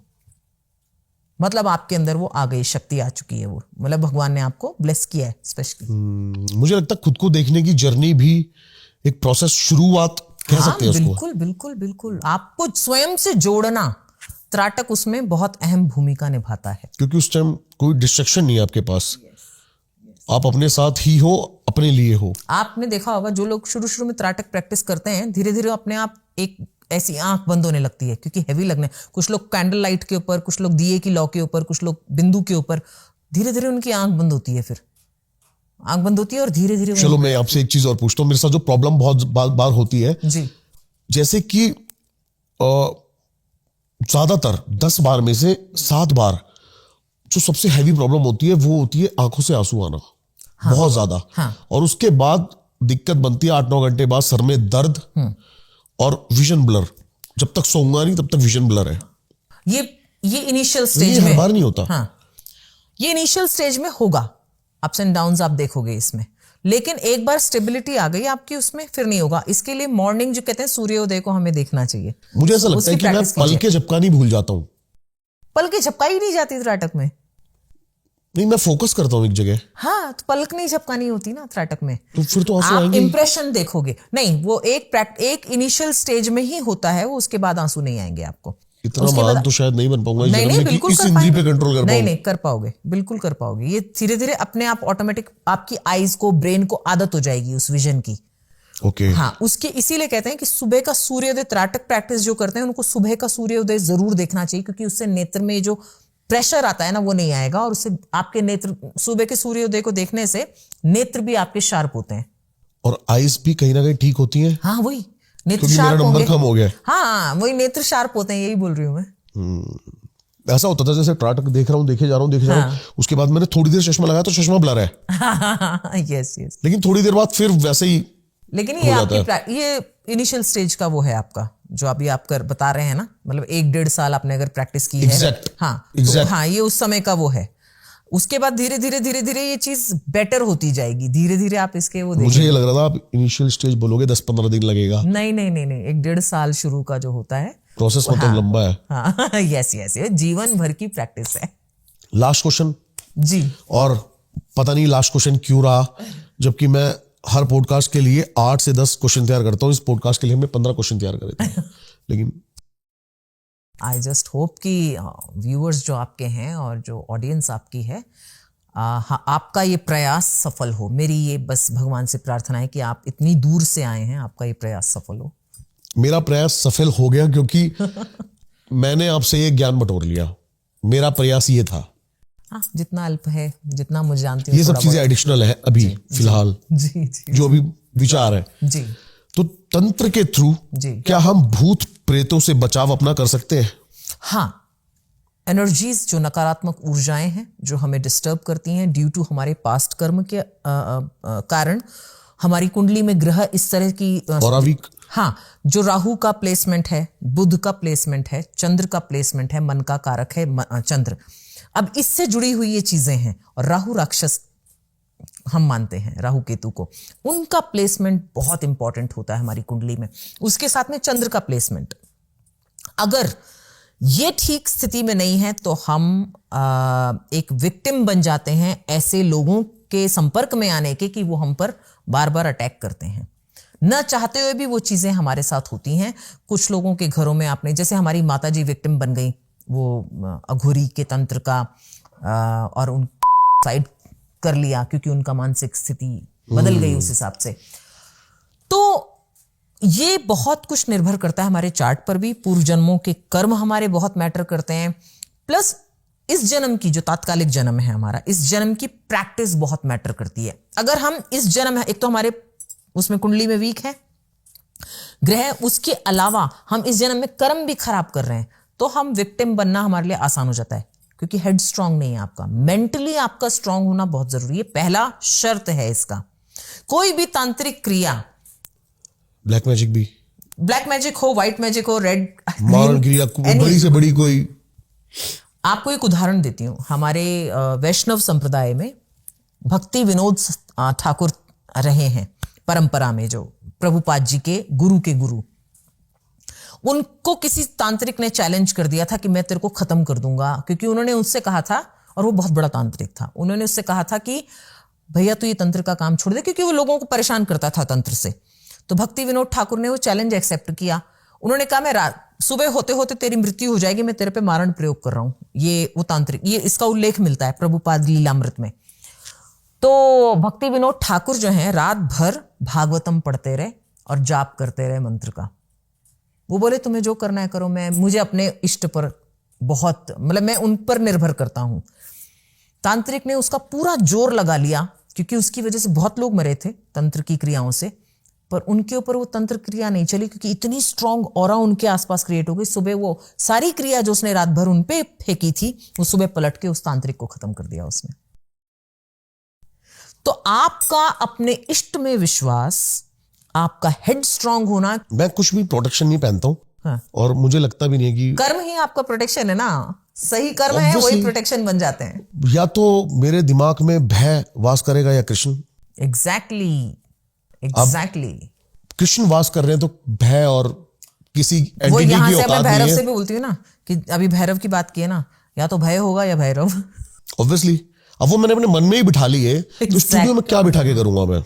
हाँ, तो यहां होना चाहिए ये ब्रह्म ब्रह्म में मुझ नहीं। जैसे अज्ञानी को पता है कि उनको कहाँ बिठाना चाहिए, वो मैं बिठा चुका हूँ। हाँ तो मैं उनके मुंह से कुछ ऐसा जवाब चाहता था जो कि लॉजिकल लगे चीजें। हाँ हाँ हाँ हाँ। तो ये चीजें होनी भी चाहिए, क्लियर होनी भी चाहिए, ताकि लोगों को ये ना लगे कि ये सब सोच जो है वो एक चैनल की है। हाँ, मेरा किसी से, देखिए मैं आपके चैनल के थ्रू सबको ये भी कहना चाहती हूँ कि मेरा कोई पर्सनल किसी से ये नहीं है, रंजिश नहीं है, या मुझे उनका, मैं किसी के साथ कंपटीशन में नहीं हूँ। मेरे अपने विचार हैं जो व्यक्तिगत हैं, मेरे अपने एक्सपीरियंसेस हैं, अनुभव हैं जीवन के, मेरी अपनी स्टडी है, गुरु के द्वारा प्रदत्त ज्ञान है और प्रैक्टिकल ज्ञान है। ये सब का जो मिश्रण है वो मैं आप सबसे चर्चा करती हूं। जब हमारी चर्चा होती है तो ये उसमें से उत्तर निकल कर आते हैं, लेकिन इसका उद्देश्य ये नहीं है कि हम किसी को नीचा दिखाना चाह रहे हैं। मुझे नहीं लगता इस चैनल का कोई ऐसा उद्देश्य है। दीप भाई कभी किसी को नीचा दिखाने के लिए कोई बात नहीं करेंगे। वो फैक्ट्स आपके सामने रखते हैं, जो मैंने देखा है, फैक्ट्स को लेकर आते हैं, और जिससे कि लोगों तक इंफॉर्मेशन, राइट इंफॉर्मेशन पहुंचे। नेगेटिव पॉजिटिव दोनों कब है। हाँ, आपको क्या चाहिए? यस, आप उस पॉडकास्ट जो भी दीप भाई बनाते हैं, इनकी टीम बनाती है, आप उससे क्या समझते हैं, ये आपकी बुद्धि की क्षमता पर निर्भर करता है। आप उसमें से नकारात्मक भी ले सकते हैं, सकारात्मक भी ले सकते हैं। आपके लिए ग्लास आधा भरा हो सकता है और आधा खाली भी हो सकता है, दृष्टिकोण पर निर्भर करता है। और जिसको कुछ भी नहीं चाहिए वो ऐसा एंटरटेनमेंट देखिए। लेकिन थोड़ा सा बता दूं एफर्ट के बारे में, ताकि ये पॉडकास्ट को लाइक कराना बहुत जरूरी है। अभी समय हो रहा है एग्जैक्ट 12 बजने वाले हैं रात के, और मैं दोपहर 12 बजे से दीदी के साथ बैठा हुआ हूं। 12 घंटे तकरीबन, 12 घंटे, एक बहुत लंबी चर्चा जी, एक कंफर्ट जोन, जी, उसके बाद ये प्रोडक्ट निकल पाया। और इसके पीछे की मेहनत मैं इसलिए चाहता हूं कि हम मोटिवेट होएं ऐसे ही और मेहनत करने के लिए। तो एक लाइक जरूर करना, इससे हमें ये पता लगेगा कि हम कुछ कर पाए हैं। कमेंट्स में अपनी ऊर्जा बताना, आपको जो भी फील होता है, जो भी आपके अंदर है, वो कमेंट्स में भर देना। प्यार आए तो प्यार, गालियां आए तो गालियां, लेकिन कमेंट जरूर करके जाना। मैं एक चीज कहना चाह रही थी, आपके व्यूअर्स जो हैं, हाँ जी, हाँ जी, आप सभी का मैं धन्यवाद देती हूं। मैंने पिछले पॉडकास्ट में सभी के कमेंट्स पढ़े हैं। मैं एक एक कमेंट पर्सनली पढ़ती हूं, और उन सभी 90% जो व्यूअर्स हैं उनके बहुत पॉजिटिव कमेंट्स रहे हैं, जो मुझे मोटिवेट करते हैं। आपके सजेशंस हमेशा वेलकम है, क्योंकि इससे हमें और जिज्ञासा होती है जानने का, हमें भी अपने आप को परखने का मौका मिलता है। मैं और स्टडी करती हूं। जब आप पूछते हैं, कोई प्रश्न पूछते हैं, तो मैं और स्टडी करती हूं उसको, अगर उसका उत्तर मेरे पास नहीं है तो। लेकिन आपके पॉजिटिव कमेंट्स हमेशा मोटिवेट करते हैं आपके लिए और अच्छा करने के लिए। शेयरिंग नॉलेज को, कहते हैं कि नॉलेज को जितना शेयर करते हैं ये और बढ़ती है। और आप लोगों के पॉजिटिव कमेंट्स ने मुझे इतना मोटिवेट किया कि इस बार जब दीप भाई से मेरी बात हुई, मैंने कहा हम और अच्छा, बेटर इसको करेंगे ताकि लोगों को और अच्छा मिले कुछ। तो मुझे नहीं लगता कि मतलब साइंस और तंत्र का एक ऐसा कॉम्बिनेशन किसी पॉडकास्ट में देखने को मिला हो। I don't think so. मुझे भी विद प्रूफ, हाँ, विद एक्सप्लेनेशन आप तक बातें पहुंचाई गई। जो भी अब मानना है वो आपके ऊपर है। दीदी पिछली बार मेरे को बोल रही थी कि मेरे नंबर मत डालना, फिर मैंने कहा आपका फिर एक इंस्टाग्राम आईडी डाल देते हैं। हाँ चलो ठीक है। तो मैंने आज इनसे बहुत गहरी चर्चा करी। मैंने कहा ऐसा क्यों? तो इन्होंने कहा कि मैं खुद को समय देना चाहती हूं, लेकिन मैंने कहा शायद आपका पर्पस लोक कल्याण के लिए हो। तो इनका नंबर मैं डाल रहा हूं डिस्क्रिप्शन में। मैं सिर्फ इतना कहना चाहूंगी, I just want to add one line, कि प्लीज आप स्वयं, हम यथा ब्रह्मांडे तथा पिंडे कहते हैं, आप स्वयं पहले, आप छोटी छोटी चीजों के लिए मेल ना करें या कांटेक्ट ना करें। यदि आपको लगता है कि आप कोई चीज स्वयं हैंडल नहीं कर पा रहे हैं, जो बड़ी हो, जो आपको लगता है नहीं आपसे हैंडल, हमें ये आदत से अपने आप को मुक्त करना है। हमारे सभी उत्तर हमें शास्त्र, वेद, पुराण देते हैं। तो मेरा आप सबसे अनुरोध है कि अपने शास्त्रों को पढ़ें, आपको सारे उत्तर मिलेंगे, और आपको सारी क्रियाएं भी, जो आप करना चाहते हैं उसमें क्रियाएं भी दे रखी हैं। उसके बावजूद अगर आप कंफ्यूज हैं या आपको लगता है कि आप नहीं कर पा रहे हैं, तब आप मुझसे संपर्क कर सकते हैं। अन्यथा आप अपनी जगह प्रसन्न, मैं अपनी जगह प्रसन्न। डिस्क्रिप्शन को अच्छे से देखना, फोन नंबर के साथ आपको टाइम भी मिलेगा, उस टाइम के बाद फोन ना करें। कांटेक्ट कर लेना इनसे, इनके समय और इनके ज्ञान और इनकी शक्तियां फायदा उठाओ। मिलता हूं आपसे किसी और पॉडकास्ट में, तब तक के लिए नमस्कार। बेस्ट पार्ट इस पॉडकास्ट का जरूर कमेंट करके बताओ। मुझे कर रहे हो इंस्टाग्राम पे फॉलो, जल्दी 2 million. Love you, take care, bye bye. हर हर महादेव, हर हर हर हर महादेव। महादेव।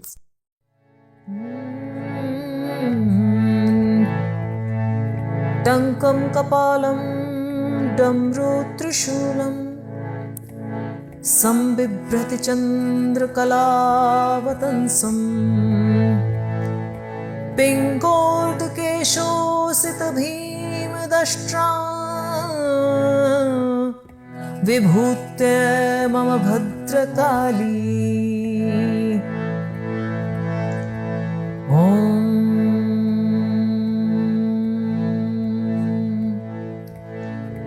जय दुर्गे जय दुर्गे जय दुर्गे भवानी। जय दुर्गे जय दुर्गे जय दुर्गे भवानी। असुर संहारिणी सब दुख हरणी। असुर संहारिणी सब दुख हरणी। जगदम्बे मां ब्रह्मरूपिणी। जय दुर्गे जय दुर्गे जय दुर्गे भवानी।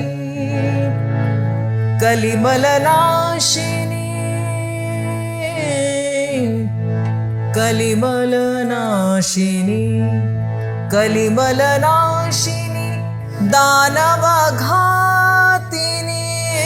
कलिमलनाशिनी दानवघातिनी। जगदम्बे मां ब्रह्मरूपिणी। जय दुर्गे जय दुर्गे जय दुर्गे भवानी। जय दुर्गे जय दुर्गे जय दुर्गे भवानी। भवानी भवानी जग कल्याणी। जय दुर्गे जय दुर्गे जय दुर्गे भवानी।